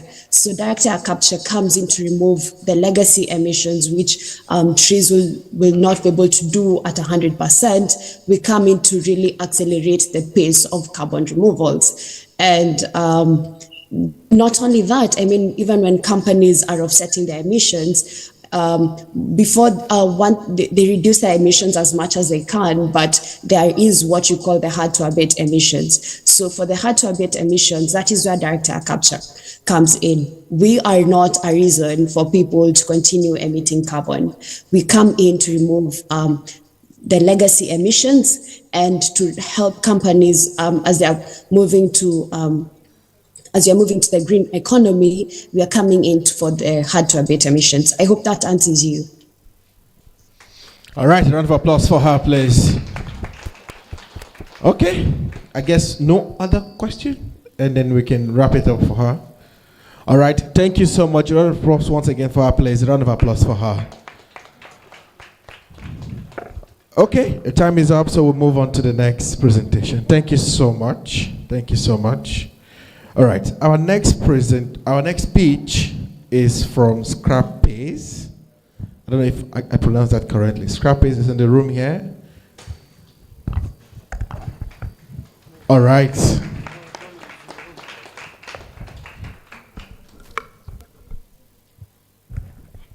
Please, the mic. Okay. You have 3 minutes. Presentation isn't up? Okay. Please, tech. Presentation. We can just load all of them up so we don't waste so much time.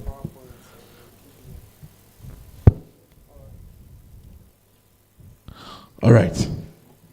Your time starts now. 3 minutes. Hi everyone. My name is Topper Sulaiman. I'm co-founder of Scrappace. So essentially today, I have generated waste, and most likely millions of other persons, including yourself, has generated some kind of waste. But there is a lot of chance that it end up in the landfill today.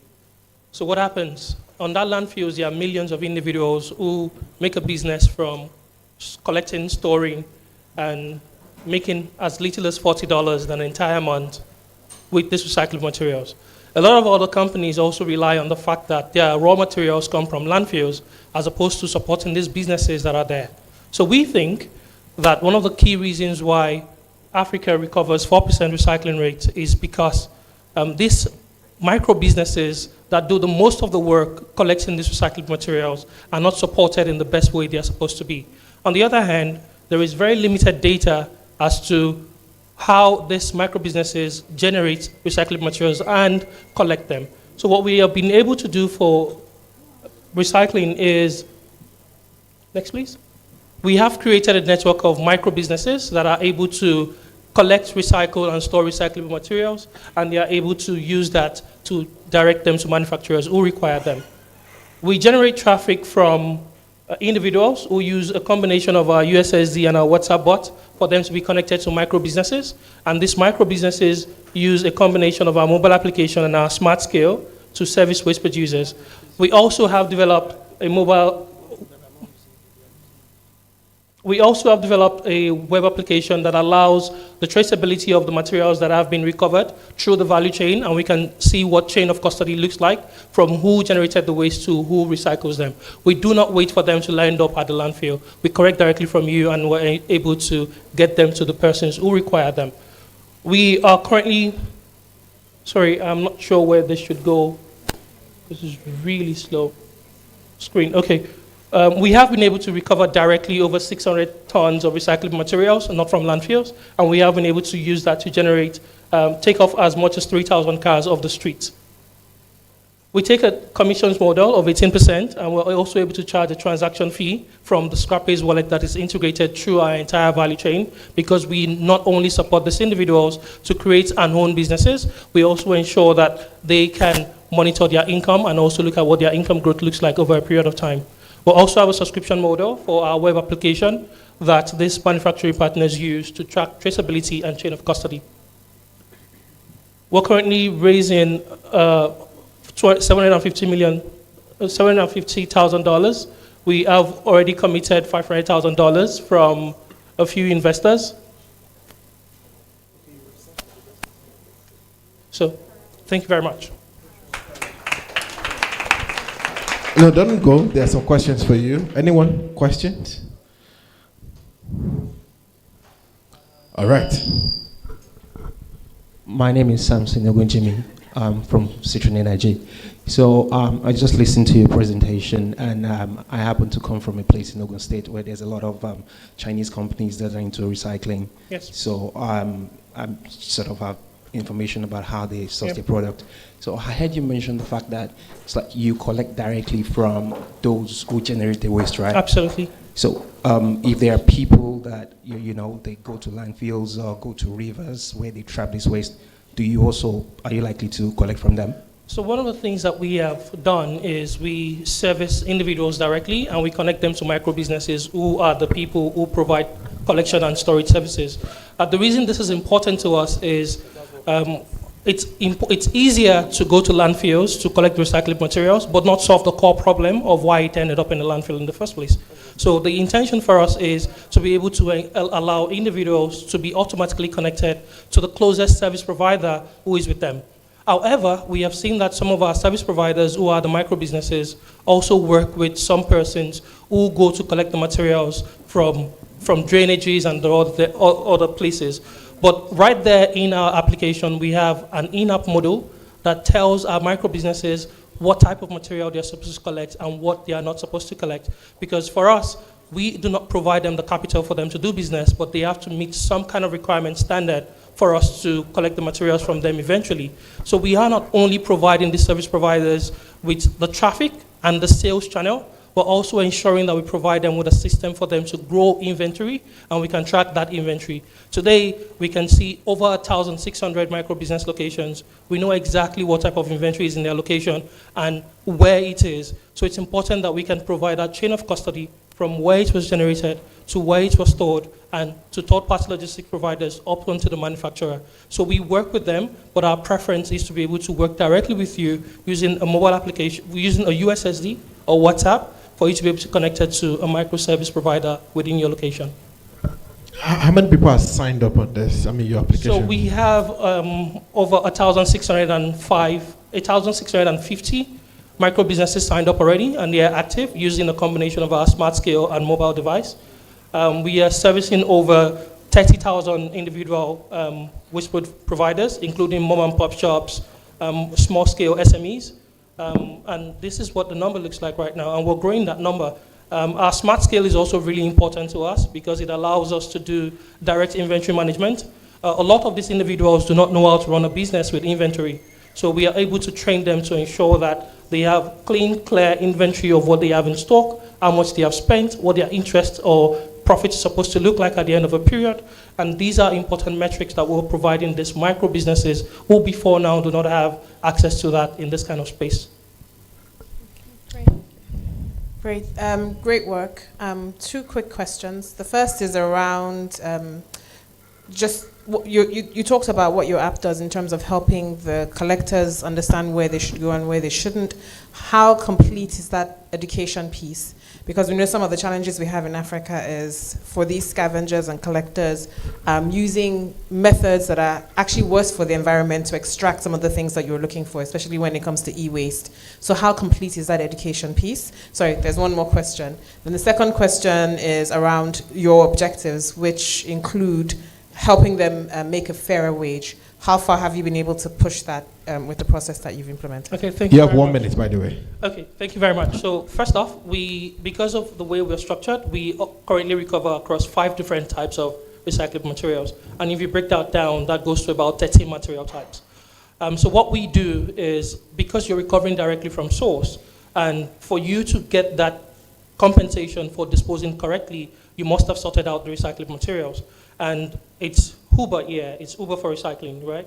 So if that's the closest way, you make a request, the closest service provider gets it, comes to you to collect the recycled materials, and it has to be pre-sorted before they take from you and pay you value for that. The mobile application helps them with the value they're supposed to pay per material type with that. So with respect to how much wage they're able to make, for instance, I'll give an example. We have a customer or micro business who joined us in Badagry. And what we also do is when they join us, we ask them what is their income range. That grew from earning as little as $80 in a month to $3,500 in terms of business transactions that they're able to do at the end of a single month. And we're able to track this month to month as well. One of the metrics I provided is the income growth over a 3-month or 6-month period for these micro businesses that join us. And it's important that we keep track of not only the environmental benefits, but also the social benefits for these micro businesses. All right, a round of applause for Scrappace. That was a very powerful presentation. Okay, all right, we move to the next page, and that is from Kara, and that's virtually. Are we ready? Is Kara online?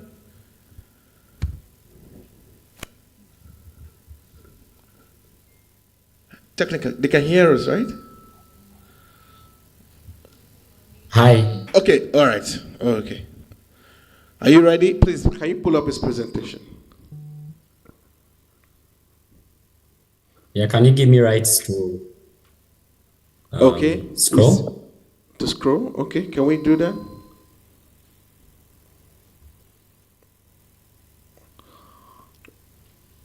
Please let us know when we are ready so that we can start. Are we ready?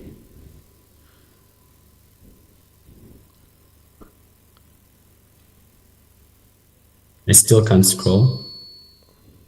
All right, maybe you need to just start and then they'll be scrolling for you while they try to, because of time. Are you good? Okay, next. Yeah. All right, your time starts now. Next slide. Next slide. Wrong, perfect. Next. So my name is Geoffrey, and we're running Kara. We build electric bicycles for last mile transportation, and we're basically committing to reducing the cost of transportation and also the cost of goods and cost of living for Africans. Next slide.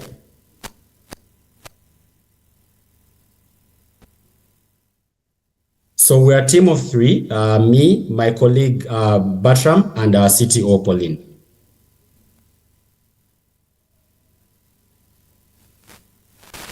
So currently transportation, last mile delivery, particularly in transportation, accounts for about 53% of the cost of transport.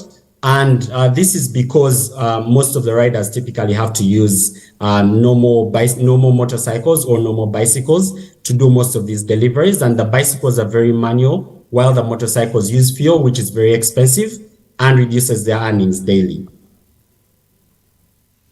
So we're currently targeting a $400 million market just in East Africa alone, and a $25 billion two-wheeler market.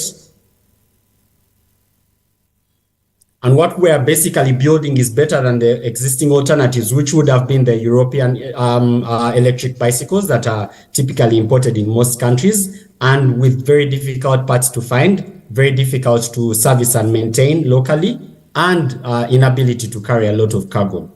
We built an electric bicycle that bridges both innovation and tradition by offering a very simple parts ecosystem that can be serviced from anywhere, maximum range of 120 kilometers with 2 batteries, and a 32 kilometers per hour top speed.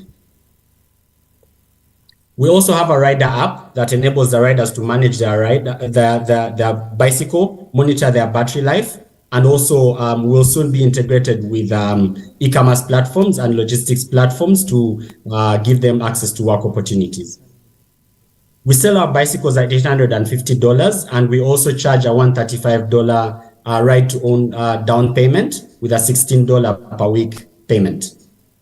We currently have 21 bikes in Jumia and Glovo in Uganda, and are currently scaling to about 200 bikes in the next 12 months.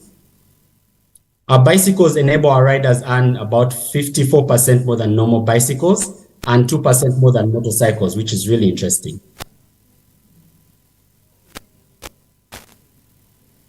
And because of our in-house built tech, we are able to offer 50% more range than all our competitors.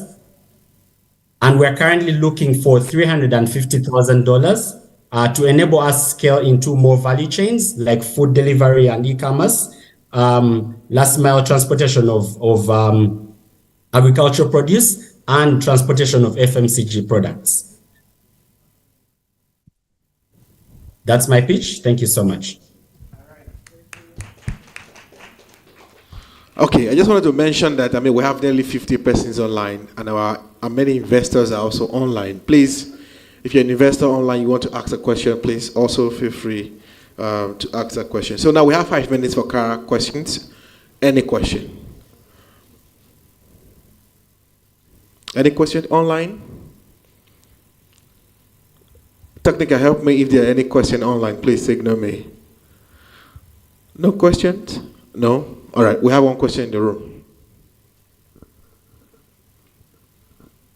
Hi, just want to know what's the cost of replacing the battery and what's the lifespan of the battery under normal use? So, okay, one battery, the single battery costs $150 only, and it will last about 2,000 cycles, which is about 2 to 3 years, sorry.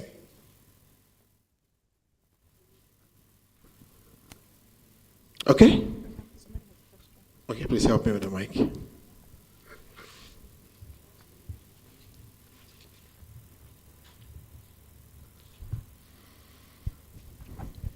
Hi, Geoffrey. Marvelous here from G-Share. I would like to find out what's the range on a fully charged battery?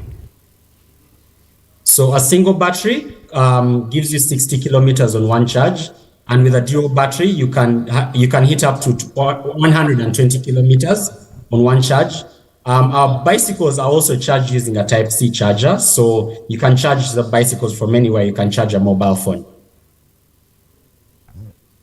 Hi, can you hear me? My name is Kenneth. So I wanted to ask, what is the range of each battery, right? And if I'm on the road and my battery runs down, what happens? So you can cycle normally if the battery runs out, and with a single battery you get 60 kilometers. With a dual battery you get 120 kilometers on one charge. And one charge will cost you about 20 cents of electricity compared to about $4 with a motorcycle to cover the same 100 kilometers. Okay. Someone asked you, what is the lifespan of the battery? So the lifespan of the battery is 2 to 3 years. Oh, okay. Okay. No other question? Any other one? No one? No questions online also? Okay. Geoffrey, I think that's all we have for you. Thank you so much for your pitch. Thank you. All right, round of applause for Geoffrey, please. Okay. So quickly we move into the next presentation from Agro Sahas virtually.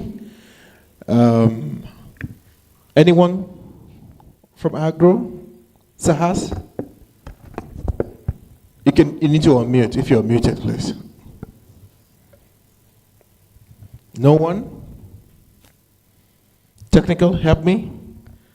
No one? So we move on to the next one. Yeah. No, I'm here. Hello. Okay. Can you hear me? We can hear you now. Yeah. All right. Yeah. Please, just can we have the allow me to presentation up? be unmuted. Can I also get access to? All right. You get access. Change it. You get access. I think I'm impressed with a lot of the pitches we've listened to. Do we have access to change, please? Yeah. Yes. Because Oh, okay. I'm not able to change. It becomes very difficult. All yeah. right. Hi. I am Sachin, Managing Director of AgroSahas. Okay. Go on. Your time is up. I hope you are able to hear me. Yeah. 14 years of experience in sales and marketing in Africa.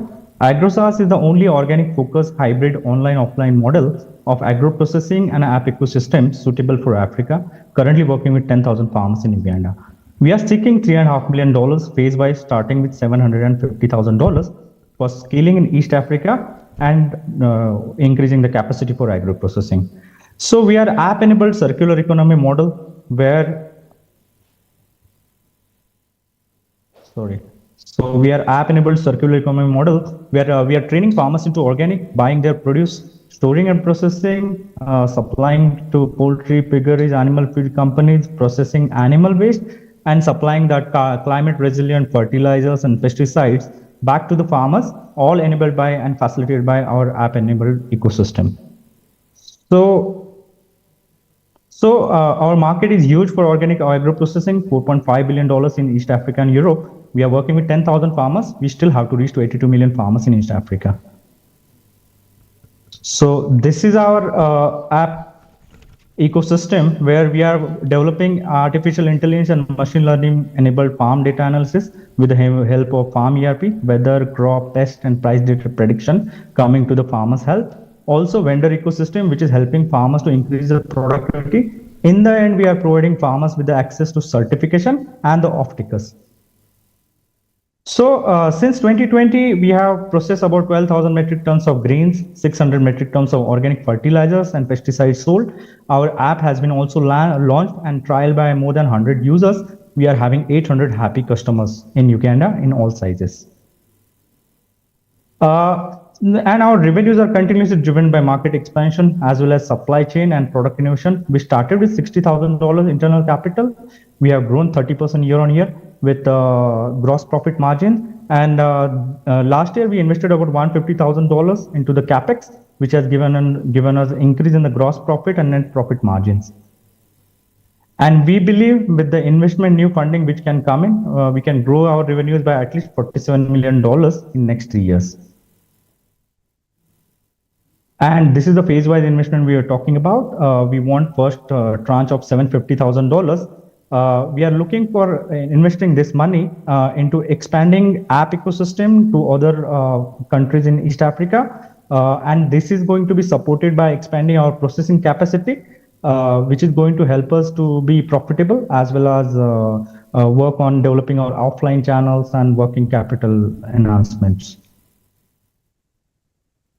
And we are currently building livelihoods, boosting financial inclusion. We are strengthening resilience with only 14,270 acres of organic certified farmers.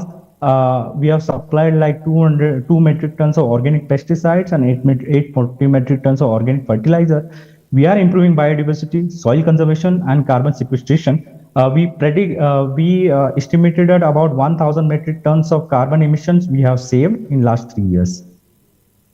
And all of this is enabled by a diverse team of legal, fundraising, and PR communication experts. Thank you. Thank you. Time up. Okay.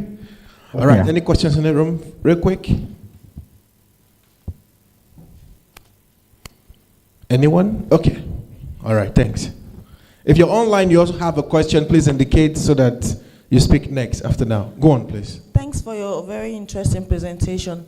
But I'm particularly interested in the biopesticides. Are you making them yourself or you're just sourcing and supplying? And if you're making them... We are making them ourselves. Okay. So are you making them from the value chain as well, or you're getting materials elsewhere? So we are also making them from value chain. We are dealing right now into only soybean, sunflower, and maize, but we are encouraging farmers to grow more and more commodities. So chili is also one part of it, which we buy and we process into biopesticides, which we again give back to the farmers. All right. Any question online? You can just unmute and ask your question real quick. If no questions, then I think it's the end of the speech session. Thank you so much. Thank you, and we move on to the round of applause for him. All right, I just want to announce, there's a car blocking one other car, and we need you to help us move. A Toyota with plate number AK7173GX. If that's you, please, we need you to help us repark outside. Plate number AKD73GX Toyota.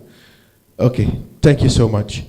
While you're doing that, to help you do that, we would like to just break a little ice break, or just a quick break. And I think let's use the opportunity to maybe stretch our legs, but have that networking between us. We've all been sitting looking at me all day. I'm not an investor, I don't have money.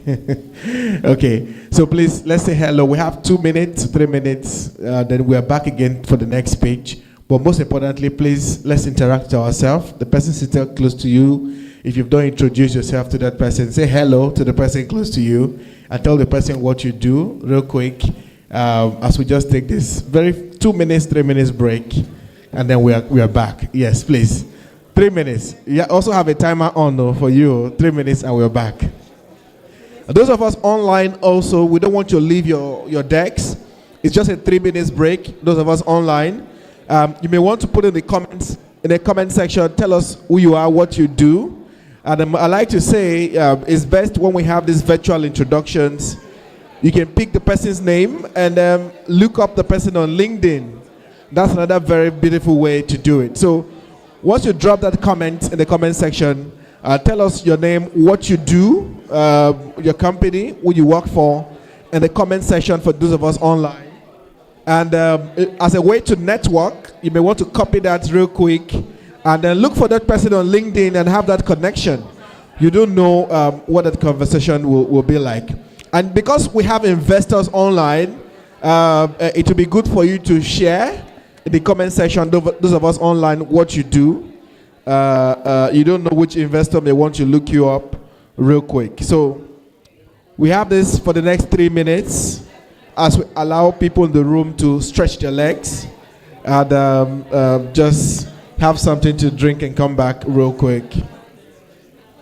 Please, if your car is Toyota with plate number AKD173GX, help us repack outside. All right. I see those of us in the room are already doing the needful. I'm looking at the chat box online so that I can also read what you're sharing online. For those of us online, tell us your name, your company, and what you do. We have investors online, so seize this opportunity to also tell them what you do. If you're also an investor online, please also tell us the name of your company and just your name also, and let's drop something in the comment section. And quick one, everybody just copy those details in the comment section, the company name, the person's name, and look them up on LinkedIn real quick. Look them up on LinkedIn. I'm also going to be checking, in case you also want to check mine. My name is Wisdom Chap Jumbo. In case you want us all to look me up, do so also. Let's connect on LinkedIn. Send me that connection request, and we can connect later. All right, as that is happening, I like what I see in the room here. Fantastic.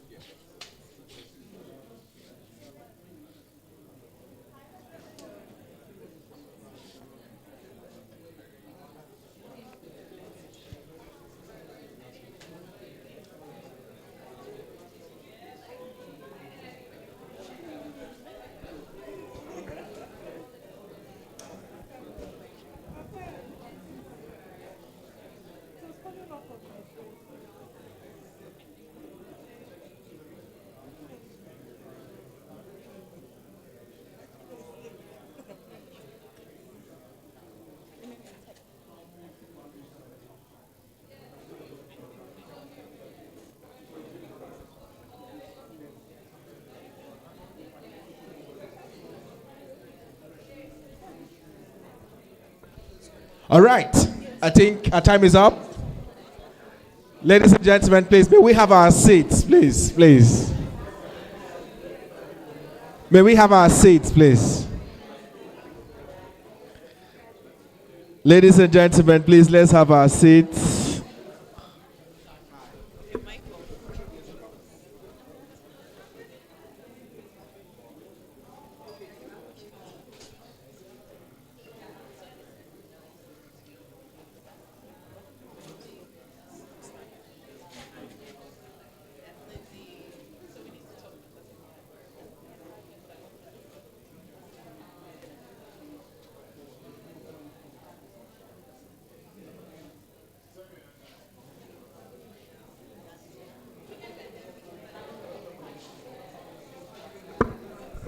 All right, please, can we come back to our seats, please, ladies and gentlemen, please, please, please.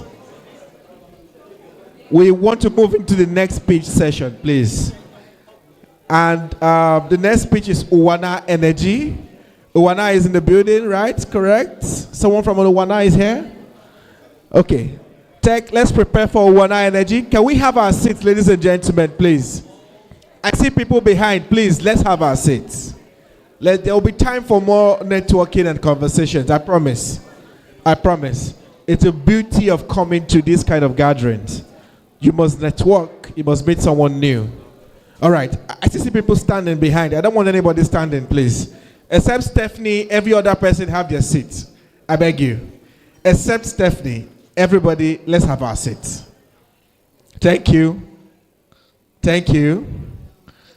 Only Stephanie should be behind because I know she's organizing and trying to make sure everything goes well. All right. Uwana Energy. Do we have Uwana Energy here? Do we? Because the next speech is by Uwana Energy. Do we have Uwana Energy going? No, it's actually online. Is Uwana Energy online, by the way? I mean, my note says here. The person is here. Please, can someone confirm? Next. Okay. All right. I assume so because I didn't see anyone from Uwana Energy. All right. We go virtually for the next speech. And hopefully our next presenter is ready. AceCore. AceCore is pitching virtually. AceCore, can you hear us? If you want to unmute AceCore, please.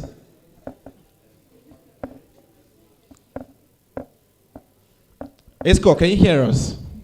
Yeah, absolutely. I can hear you. Fantastic. All right. Can we have the presentation for AceCore up? We've had a total of 5 pitches so far. I really would love to hear from investors in the house. I'm not hearing much of you guys. And I want to get a feel that we are getting something out of all of these pitches here. And if you're an investor in the room, if you're online also, please prepare your speech because we would like to hear from you also. We can have these guys, talking and doing all this presentation, and we don't hear something from you. So please, if you're an investor in the room, do well to say one or two things after now. All right, Esco, are you ready now? Did you give him control, please? Do you have control? You first tell us why there's no light where you are before you start. That is the problem. You first tell us why there's no light. All right, Esco, you have 3 minutes. Your time starts now. Amazing. Yeah, I'm placed under difficult circumstances, and primarily it's more motivation to me to build what I'm building. It will interest you to know that over 600 million homes in Africa lacks access to power supply, and 91 million of those homes comes from Nigeria, and specifically my home is included, as you can see. Now, what is the solution to this problem? The solution to this problem is the use of noisy generators that emit greenhouse gases and are very harmful to the environment. And if we continue in this trend, the world as we know it will cease to exist. My name is Iwan Akileb, and I am the CEO and the founder of ACECO Incorporations. Now, ACECO is a renewable energy company that indigenously manufactures renewable energy devices for African homes and businesses. We have an amazing product called the ACECO Power Cell. It is an all-in-one system that combines the latest lithium-ion battery technology, a sleek aesthetic design, and an IoT technology for the system as well. The system simply connects to every renewable energy source like solar panels and wind energy. And also you can control the system from your mobile device, track exactly how much energy you are consuming, and optimize your energy over time. Now this is the ACECO Power Cell. It was indigenously manufactured here in Nigeria, every single part, and we are proud to say that we did all that work here in Nigeria, including our software. We also in-house developed our software that comes with an AI feature that helps you to optimize your energy, and you can use your energy as long as you want. The ACECO system is, while designing the system, we had 2 things in mind: aesthetics and functionality. We needed to add simplicity, high energy density, and class, because over 90% of the products used in Africa are not manufactured in Africa, and the remaining 10% are not proud enough or does not meet a certain level of quality to be exported to the outside world. That's why we are manufacturing at ACECO. That's why we are doing what we are doing at ACECO. At ACECO, we are doing 3 things in Africa, as I've clearly mentioned. We are solving the problem of electricity in Africa. We are solving that problem in a very sustainable way, and we are also improving manufacturing in Africa.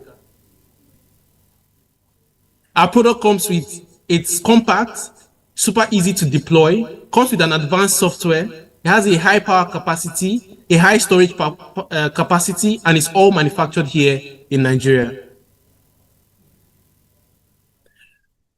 When we rolled out the product, we did over $12,000 in revenue in the first 6 months, and we've deployed over 16 kilowatts hour of energy. Currently, we have over 100+ customers on our wait list, and we have about 37 LOIs with 2 real estate companies that have also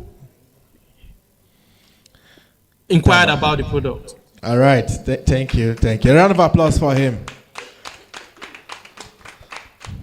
Okay. That means the part where he explained why he didn't have lights. Okay, maybe. All right. Questions in the room?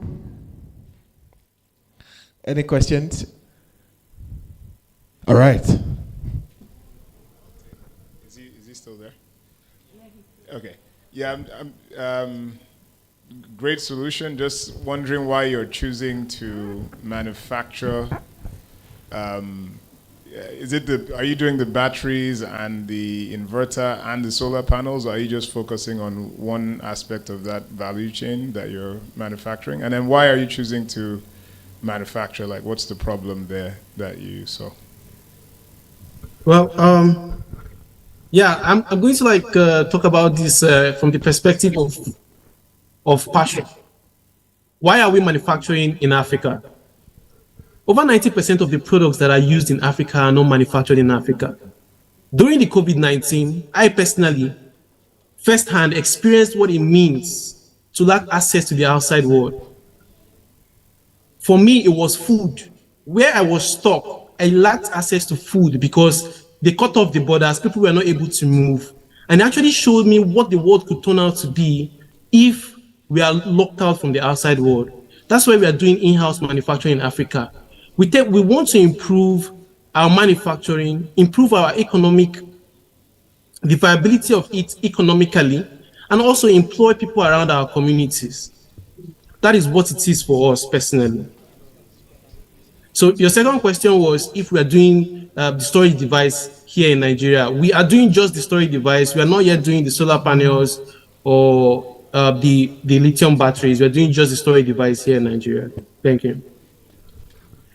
All right. Any other question? Yeah, hello. Okay, go on, please.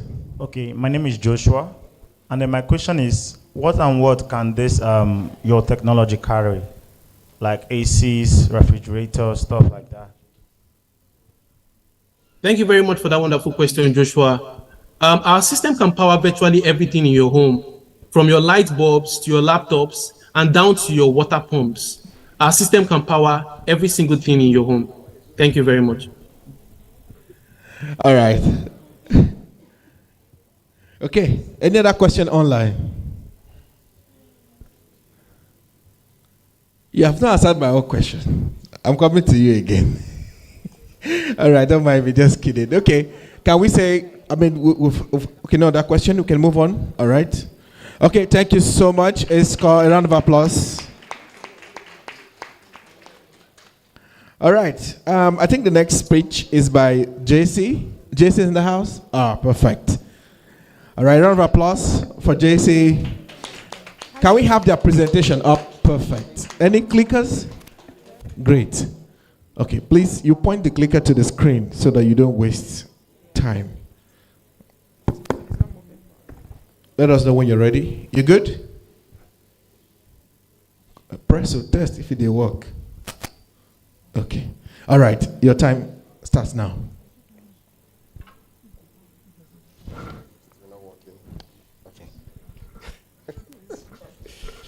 All right, good evening, everyone. I'd like to start with a quick fact. Did you know that for every 100 kilometers traveled on a medium-sized mechanical powered motorbike, which is an ICE vehicle, over 10 kg of CO2 is released into the atmosphere? 10. So now I want you to imagine you have a fleet of 10,000 bikes. What about 100,000? Now let's talk about a million. Now that's gigatons of CO2 being released into the atmosphere on a monthly basis. Well, this is one of the main pain points we're currently solving for at GSHARE. My name is Marvelous Benro, co-founder and CEO at GSHARE, and I currently run this soon-to-be spaceship alongside 3 other fantastic individuals with a combined work experience of over 3 decades. Collectively, our skill set spans across product, operations, growth, customer engagement, and engineering. And what exactly is this team collectively solving? Proximity delivery, inefficiency on the continent of Africa. Starting out with the food businesses, right? Starting in Nigeria, and while simultaneously solving the secondary problem of sustainability. All right, so what's our solution? We are providing a platform where it's essentially a network of independent delivery personnel traveling via eco-friendly vehicles in order to fulfill deliveries within a 5-kilometer radius, within their neighborhood, within their communities.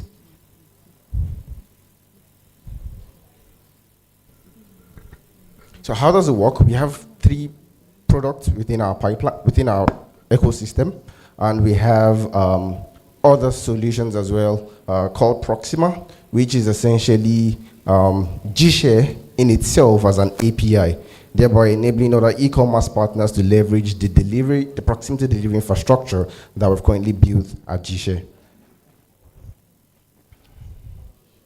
Yeah, it's Gshare Yoruba, actually. Yeah. All right, so our traction so far, 15,000 deliveries, traveling over 30,000 kilometers, saving mothers from taking over 7 tons of CO2 from being released into the atmosphere. On our Proxima waitlist, which is the future of Gshare, we've got 5 businesses on there, from GoCarda to Fares to ShipBubble to SendStack to Pharmacy Africa. These are all the businesses we'll be onboarding on Proxima while we help them fulfill all their proximity deliveries. And we've achieved all of this with just a mega 100 runners, right? 100% customer retention score on our subscription model for restaurant businesses. All right. Okay.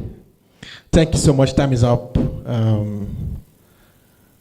All right. Gshare. Okay, what does that mean? So when you put the word delivery into Google Translate, it gives you Ifijishe, right? So you're converting delivery in English to Yoruba. You get Ifijishe. So we just picked out the last 4 letters of that, which is Gshare. It still means the same thing. Run errands, deliver, get something delivered. Oh, wow. That's creative. Please round of applause for him. Maybe if you have written the name with a hyphen. Oh, yeah, we had that before, but we considered global expansion, so we took that out because we don't know what it might mean in other languages. So we just took it out. It might mean run in another language. Okay, quick one. Any question, please, for Gshare? Any question? No question? All right. Yes, brought to me.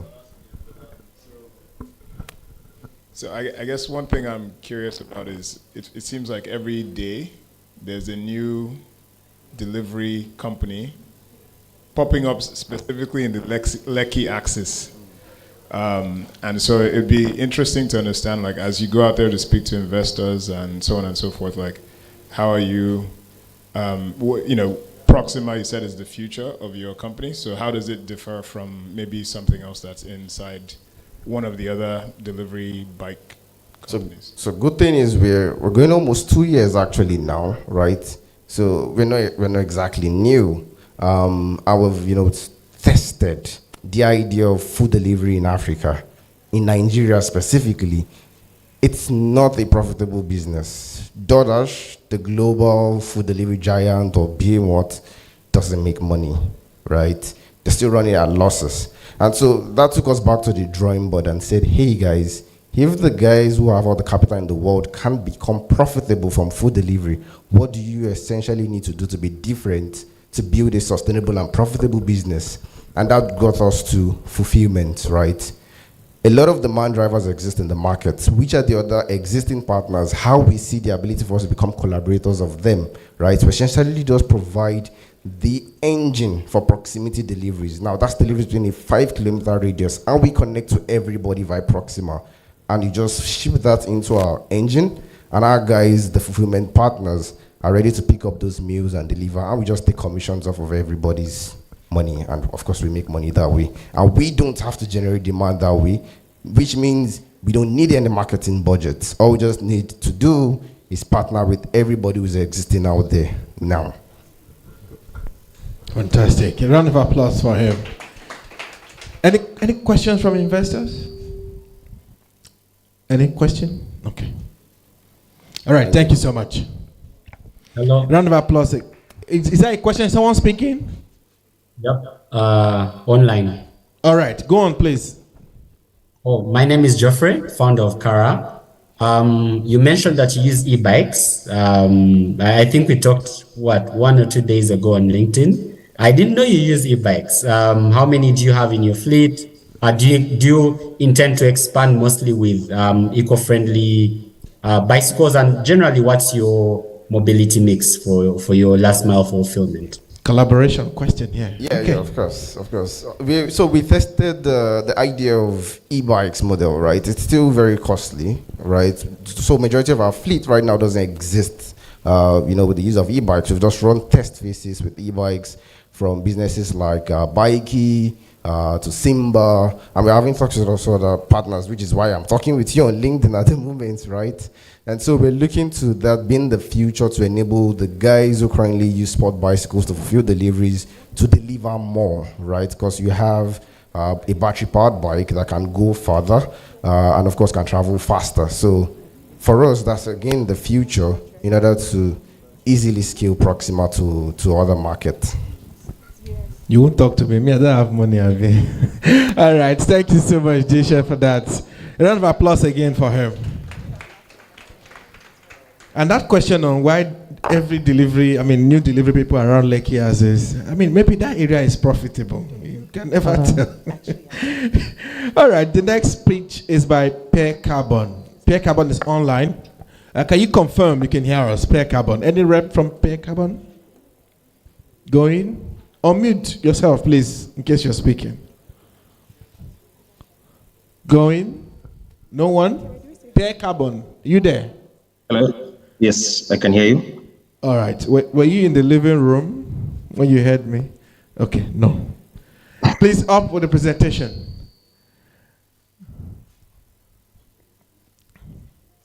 Hello, everyone. All right. My name is Raymond Mayo. Okay, go on. You have 3 minutes. Yeah. CEO and co-founder at Pear Carbon. Pear Carbon is a climate tech startup based in Nairobi, Kenya. We allow companies to measure, reduce, and offset their carbon footprint. Let me introduce to you our mission, driving climate intelligence for a sustainable Africa. Next slide, please. Next. At Pear Carbon, we firmly believe that climate tech is poised to do for sustainability what fintech did for finance, revolutionize it. Our journey starts with an encouraging market outlook. Corporates and SMEs and financial institutions are swiftly embracing ESG ideals, sparking a robust demand for carbon accounting, reduction, and removal solutions. The winds of change are favorable, with regulatory CO2 disclosures, growing collective awareness, sustainable sourcing, and sustainably financed emissions by banks propelling the movement. Next slide. However, as we navigate this wave of enthusiasm, a significant challenge persists. Emissions data collection remains very inefficient, plagued by inaccuracies, and lacks standardized solutions. This issue is costly, and companies grapple with inaccuracies in the emissions data, resulting in wasted resources. Actually, on average, a staggering 340 hours are lost each year in traditional data collection and collection methods.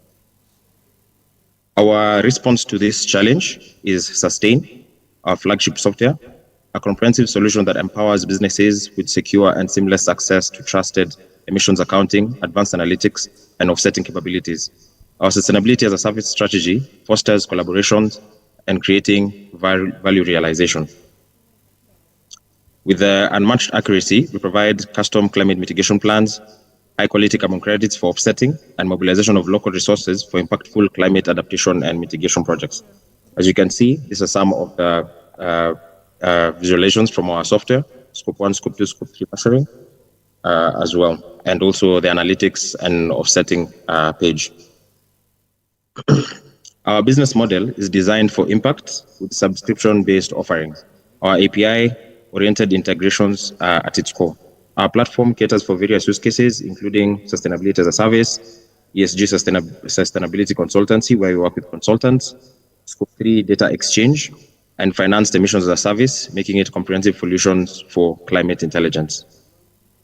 So we stand apart in the market as a self-service, reliable tool, an innovation in a landscape that is mostly dominated by a lot of Excel sheets, consultancy-based approaches, and our strength lies in our young and vibrant team that is well experienced with experience in tech, business, development, and finance as well. We create impact through subscriptions, as I said, so we do a freemium for SMEs. Sustainer is $300, which we give to SMEs and startup and agencies, and an enterprise package as well. Next slide. Our go-to-market strategy leverages partnerships with industry thought leaders, allowing us to scale distribution rapidly and build defensible moats and establish Sustain as the de facto standard in carbon accounting across the continent. The slides are a bit back, so maybe move forward a bit. To further our mission, we're actively raising a pre-seed of $250,000, which will enable us to expand our capabilities and impact, and be able to build even more on our software. Thank you for that. All right. Thank you, Raymond, right? Yes, Raymond. Okay. All right. Thanks a lot for that. Please, round of applause for him, please.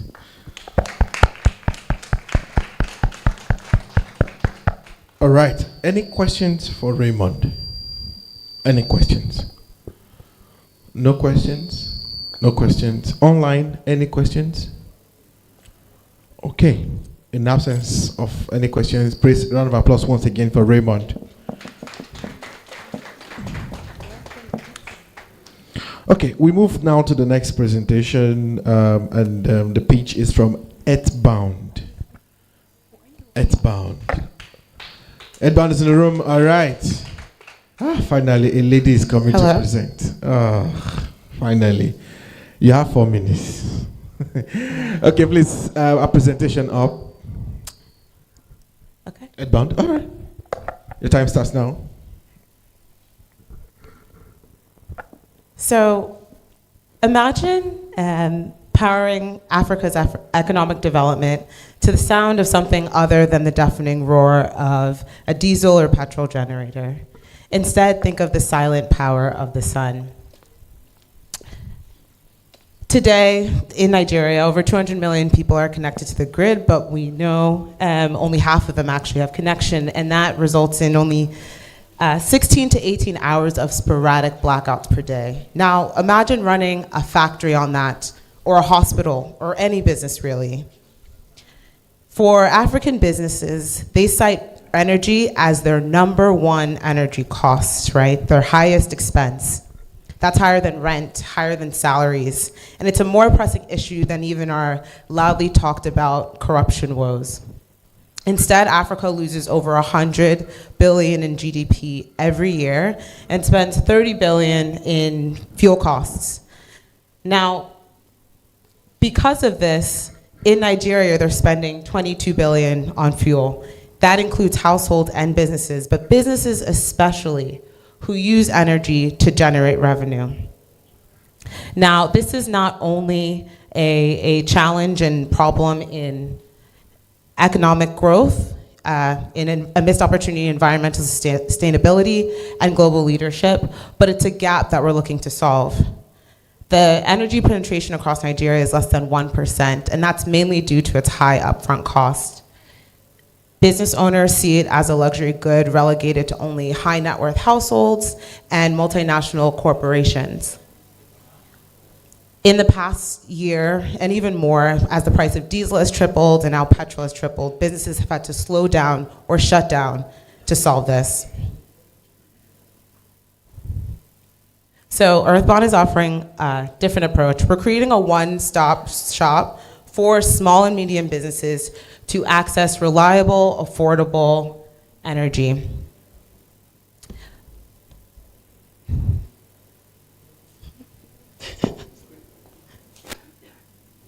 Okay. We work by sitting in the middle of the ecosystem, catalyzing, connecting the different players. We work with our small business owners, audit their energy needs and their financial history to pre-qualify them for a solar installation that works for them, a financing product that's already accessible and available in the market that they can plug into.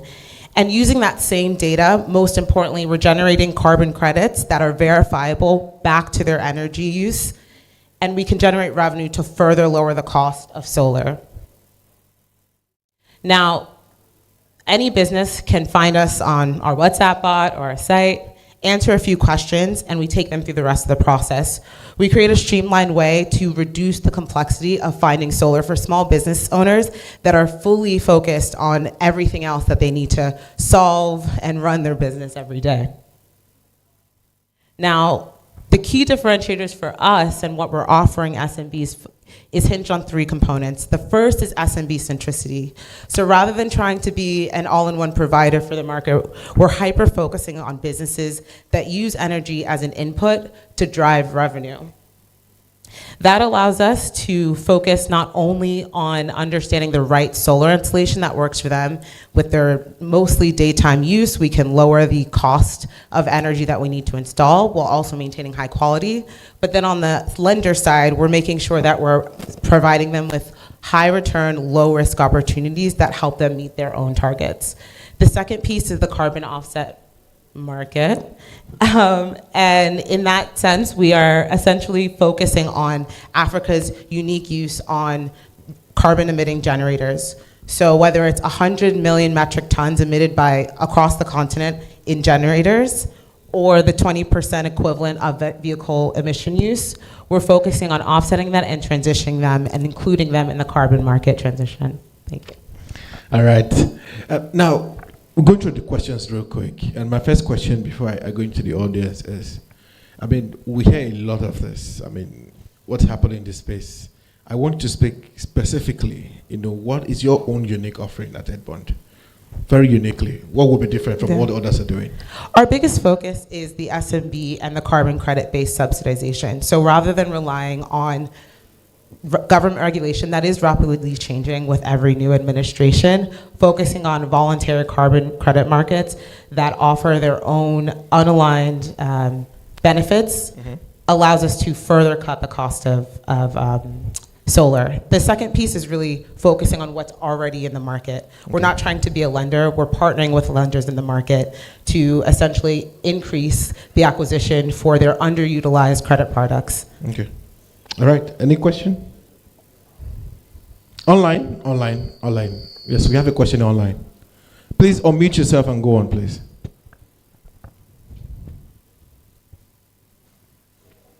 We can't hear you in case you're speaking. You need to unmute yourself.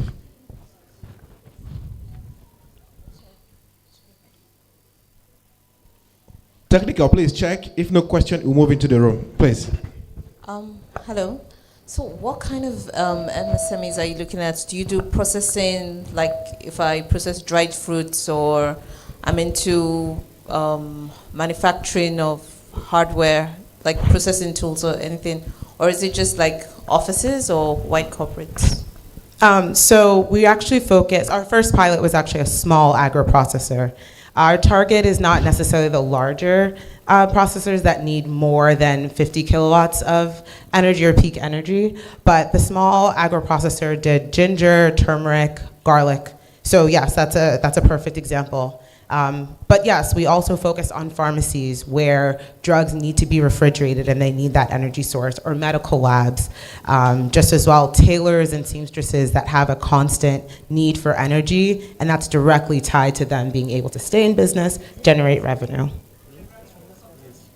Geographical coverage is mainly Southwest Nigeria, but we have a lot of interest from other parts of the market, and as we grow our team, hopefully we'll be able to serve them. Yes, something about Southwest. I mean, they have more mini grids around Southwest also. I don't know, there's something. Any question online? Yeah, so we have a question from Frank in Uganda online. And so Frank's question is, what regulatory requirements do you foresee while implementing your technology, especially in Africa? Yeah, I think that we get that question a lot when we're focusing on even scaling outside of Nigeria in the future, right? So each jurisdiction will have its own regulatory requirements. In Nigeria, we've gotten familiar with these ones, and currently they are favorable to us. But as we scale, right, if we looked at Angola, which is also a high generator use market, they have different regulations on who can provide a service like this, even if we ourselves are not the EPC or the lender, and how we partner with them. Just as well, each bank that we work with has their own requirements from a cybersecurity perspective to guarantees, et cetera, that we are complying with and will continue to comply with. All right. No other questions, I guess? Okay, thank you so much, Chidalu. Right? I got it right? Okay. Thank you. So a round of applause for her, please. Okay, we skipped one of the pitch presenters earlier, as she wasn't in the room at the time, but she's here, and we're going to take a presentation before we wrap up. Please welcome Uwana Energy.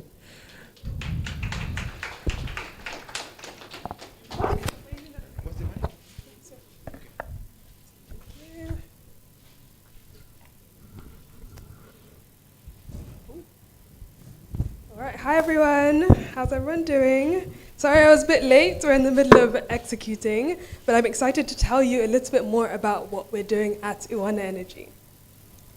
Last year, we were providing solar home systems, like I'm sure a lot of you have heard some of the solutions that people have. You heard the numbers, you know about the energy problem, and a lot of companies are trying to solve it with these hardware solutions, like we were. But we did run into a few challenges. People find it really hard to find and finance their solar products. And a lot of the solar companies really struggle with actually knowing who they can target, how best they can get to them, and for the most part, as you might have heard, a lot of the solar company owners are very technical. They know all the numbers, they know how to execute and install, but in terms of marketing, customer engagement, customer acquisition, they're not very good, unfortunately. So this is where we come in. Our platform helps people get solar products. Really, our customer are these solar companies, these clean cook stove companies, these companies who want to solve all these challenges that a lot of you want to hear about.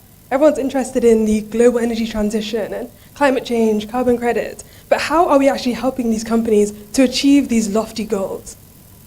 Right now, we're focusing on getting these solar companies, technicians, suppliers, and customers. Our business model revolves around taking a subscription and a commission from the solar companies, and our go-to-market really is making solar as easy as I'm talking to you right now, just breaking it down. And I had one of these challenges when I first moved to Nigeria. I was trying to get solar, had this engineer come to my house talking all this. He might as well have been talking French, honestly. It was a really challenging situation. And so we're just trying to break it down and really include non-technical people in this space. Skip this. So yeah, we're targeting these 800 million Africans that don't have access to adequate electricity, and also on the B2B side, we're looking at solar companies, energy companies, and fintech partners, like Sunfire, Earthborn that you've heard this evening. So far, we've raised $155,000 for scaling our solution, and we are looking at raising over the next few months.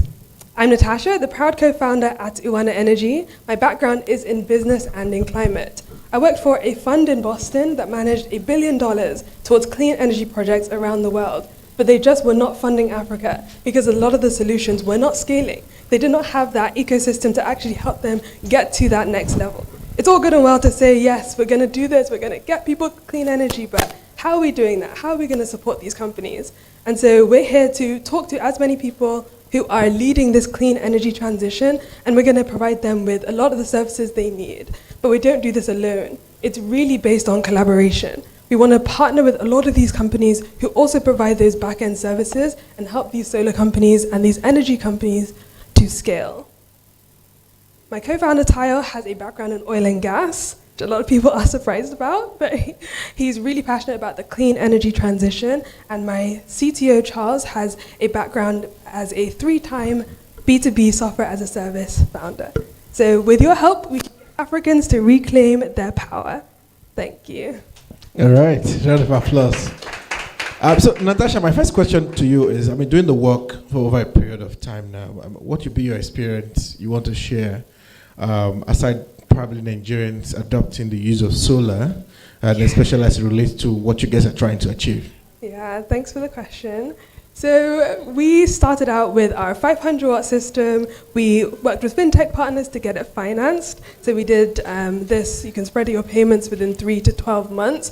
And there was quite quick uptake from certain demographics. So you see people who are salary earners, and unfortunately mostly men for the most part, and that's who really are the first people to buy solar products. But we really just want to expand that. Like, how are we going to get women to actually purchase and engage in this clean energy transition? And how are we going to get people in rural communities? How are we going to get people who don't have monthly salaries, they have seasonal salaries, to also be included in the energy transition? So those are the questions we're asking and trying to answer. Interesting. Any question in the room? Online? Anyone? Going? Okay, all right. Okay, we have a question behind. She wants to ask her friend a question. What's your big future vision for the company? The big vision is to make it as easy as possible for people to get clean energy products. So this might be working with people across the continent to make sure that their marketing is on point. We also have a TikTok, we have Instagram, we're trying to produce as much fun content as possible to make sure that this thing is as simple as it is as buying bread. Now, the problem with that I have with that is, I mean, we hear all of this, but when you go to a community like a big community, there's no light. Yeah. How do we reach those people? I think the last mile is a problem. Yeah. How do we reach them? But Rotimi, please ask your question. Yeah, Natasha, great to see you guys' journey. Happy collaborating with you all. What's the funniest experience that you've had because I know you have lots of interesting experiences, but if you care to share any in just helping explain what, how a customer can benefit from it, have there been any interesting experiences? I'd say one of the funny experiences that we had early on was around one of our customers in that like Dangote refinery area. So we installed for him, and then very quickly a lot of the neighbors wanted to install as well, but they didn't also realize that you actually have to be approved. You have to have it's not just anywhere and everywhere you can just kind of get a solar product. So they were almost like rallying, like calling us every single day, being like, no, you must come, you must come. So there's definitely like a lot of challenges around eligibility and understanding like the procedures to get solar. And it's not just like a thing that just springs up out of the blue. Like we actually have to have gotta have a house, gotta have a roof, gotta make sure you're eligible. But also with that, we're even trying to see what other solutions are possible. It's not always just rooftop solar. Like there are other things. I spoke to somebody earlier, which is also why I was late, about an IPP project that they're working on. So yeah, just making these things a lot more accessible. I don't know, to me, to that your question, I think one other funny thing again is you hear people say, it's expensive. And I discovered, doing my radio show over a period of time, have you even gone to price a product? 50% of them have never gone to price a product.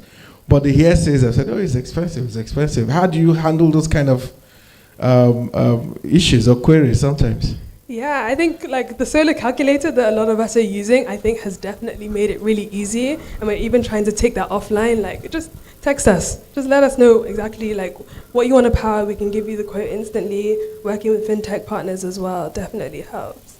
Yeah. What are your criteria for approving people who are not salary earners? The criteria for approving Back people. to you. Okay, you want to respond to that? Okay, I don't know. Are you asking her what her approval? So I think she's saying that she partners with fintechs that do the underwriting. So for example, we underwrite customers on her that are sure, yeah. It's a big collaboration to transition everywhere away from generator. So. All right, thanks. Okay, thank you so much. No, that question, right? Thank you so much. Okay, we have one more question. Last question, and we'll move on, please. Also, you can check us out online. Email me, natasha@uanaenergy.com. Hi, Natasha. Great Hi, pitch. thank you. I may have missed it. How much are you looking for? 600,000 USD. And what stage are you at? Pre-seed. Awesome. Thank you. Thank you. Should she come and take the money, sir? The way you asked the money. We'll talk offline. Please talk offline. That's an investor. All right, ladies and gentlemen, please a round of applause for Uana Energy. Okay, so we're here, and this event is organized by Impact Hub Lagos, and of course, they are not doing this without them playing a lot in this space. There's a lot they're also working on. Please, ladies and gentlemen, permit me to welcome Gloria, who will come and share what Impact Hub is really doing within this space. And so we are not just seated in their space and not knowing what they're working and all their offerings. Gloria, tell us. That's a mic. They just put me on the spot now. So I'm happy to have everyone here. We are very focused on impact initiatives. For the climate one, this is one of it, and Jordan, we call him Chinedu, so he's like a friend of the family. So this continually would like to build a community of climate change champions, fund startups, support them. We also have some research we're doing with Impact Hub Shanghai on energy transition, some partners who are looking to come to Nigeria. So we'll also be looking for people to interview for some of the use cases they want. We have Accelerate 2030, which we're a part of, which was started by the Impact Hub Geneva to support climate and startups that are just pushing net zero. So we're very big on net zero and reducing the carbon emissions. We support entrepreneurs. We give them access to investors. We provide capacity building. We have a lovely space. Please come here for your meetings and whatever. We have a great office over there, here. And we're very collaborative. So thanks to Ashley and to all the amazing people here. We're open to collaborations. Thank you all. All right, round of applause for Gloria. Thank you so much. Okay, ladies and gentlemen, once again, really, I want to thank everyone for your patience, for listening through. And just before I invite Jordan to close us, by the way, I just want to say that a lot is happening within the space, and that we really should keep a close watch. And as things are changing, a lot is changing really fast.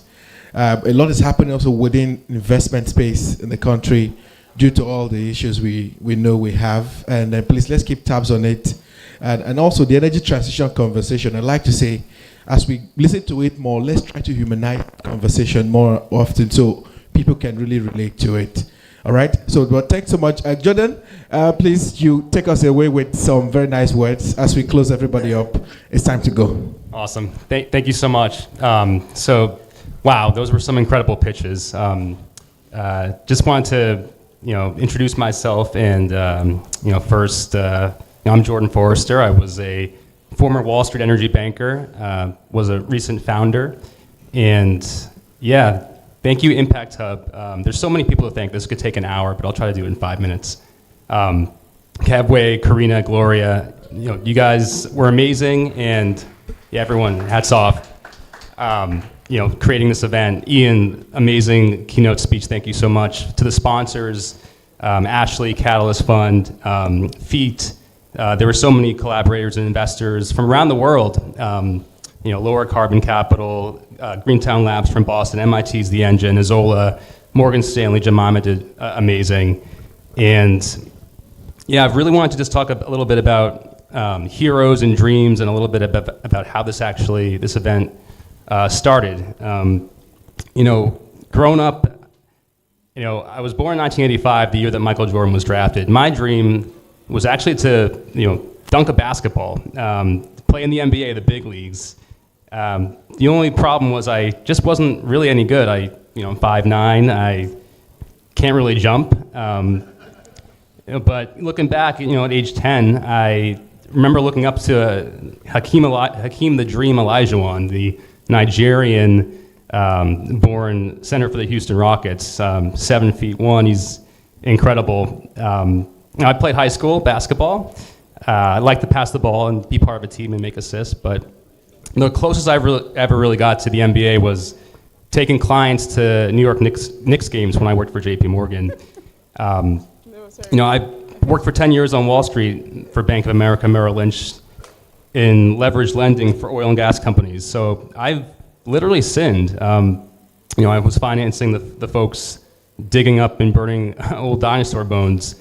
But I learned a lot. It was a gift. I learned, how to do deals, how energy capital markets work, how to build relationships, how to hustle. And I think, those were some of the key ingredients and Lego blocks that helped me eventually build a startup called Coriol, which was decarbonizing mobility, and ended up helping us partner with Elemental Accelerator. It's still alive. What happened was I started thinking, I recently learned in May that Africa has done the least to contribute to the climate crisis, but it's going to bear the brunt of the risk, 4% of global greenhouse gas emissions. So I basically, just decided to fly from Boston to Nigeria, not knowing anyone, with a beginner's mind, a suitcase, and just a simple goal to meet and help climate tech entrepreneurs on the ground floor. On my second day, I got lucky. I met Ian, founder of 2 of Africa's 7 unicorns, Flutterwave and Andela. He taught me the history of startups in Africa. I met, the first week here in Nigeria, it was pretty wild. Tinubu was elected and the petrol subsidy was cut immediately. Fuel prices spiked 3x overnight. I remember talking to some folks in the streets who literally couldn't buy food because of increased fuel prices. I ended up meeting the Impact Hub Lagos team, Karina, Gloria, Kebwe, who opened up their arms and just introduced me to some beautiful people. They literally created a climate tech speed dating mixer event in this very building where I was able to meet dozens of entrepreneurs and learn about what was going on the ground. Oops. I learned about the culture, about the food, about music, Afro beats. I had a nickname, Chinidu, and I accepted it. I remember, Monday night, Hard Rock Cafe. I was, listening to Tiwa Savage, but didn't know who she was, and I'm texting Karina, "Hey, look at this local musician. She's, what do you think?" And Karina's like, "Jordan, she's kind of the biggest musician in Africa. You should probably do your research." So I'm really lucky to have great teachers. I ended up meeting an inspiring entrepreneur named Baba Jide Olawase from Eco22. He invited me to the Mile 12 International Food Market, which is the largest in West Africa.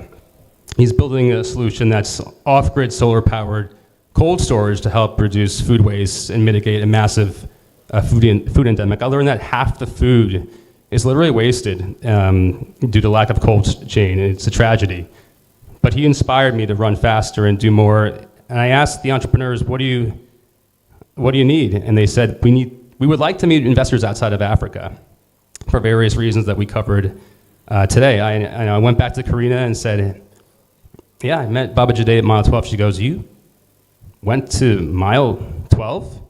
No one goes there. Are you crazy?" And I thought to myself, well, maybe I am. And my mind immediately shifted to that hip hop rap song by Eminem, "Lose Yourself," and I thought, wow, maybe I lost myself at Mile 12. Maybe I'm crazy. But it was an experience. And recently over the last few months, I've been traveling to different emerging markets, India, the Southeast Asia, Thailand, Philippines, and seeing a lot of talk about Africa and doing climate tech partnerships, whether it's in green hydrogen. I know India and even Japan, where I was last week, they're looking at that space. So I think there's a lot of opportunity to do cross-border collaboration.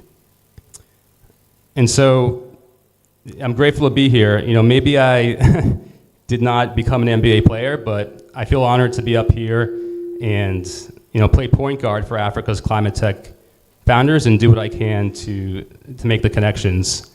Very grateful that all of these amazing entrepreneurs are on the front lines doing the real work. And I think if we can all just come together and try to make those assists, help in any way possible, we're all going to get faster a lot quicker. So thank you all for letting me come up here and help. And let's decarbonize. Let's help Africa. Let's get after it. Thank you. Thank you so much. And I love what you're wearing, and it shows how much you're integrating very fast. And maybe I'll make you look like me too. I'm trying. Yes, I'm trying. We'll call you Chief. When you wear this now, we'll call you Sialabo. So we'll call it Chief. You'll be a Chief. So that will be good for you. Thank you. But all the same, nice to meet you. You all too. right, ladies and gentlemen, it's a wrap.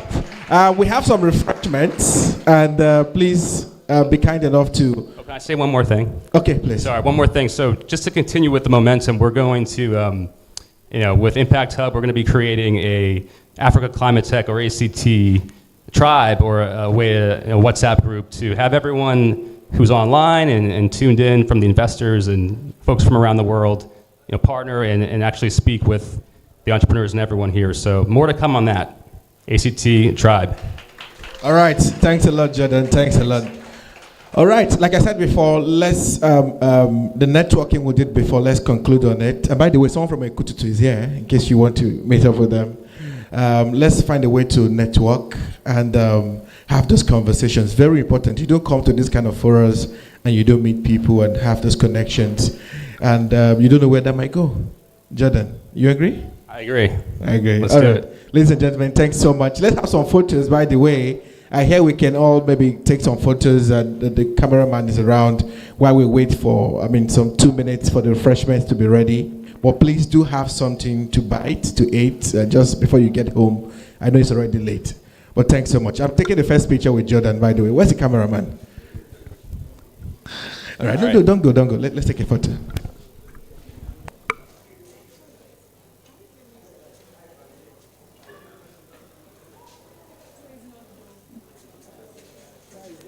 And sorry, our online people, please, I'm so sorry. Please, thank you so much for having to spend the time with us. I completely forgot. We had other 50 persons online or more. Thank you for spending time with us. We enjoyed you, please. Thank you. A round of applause for our online people, please.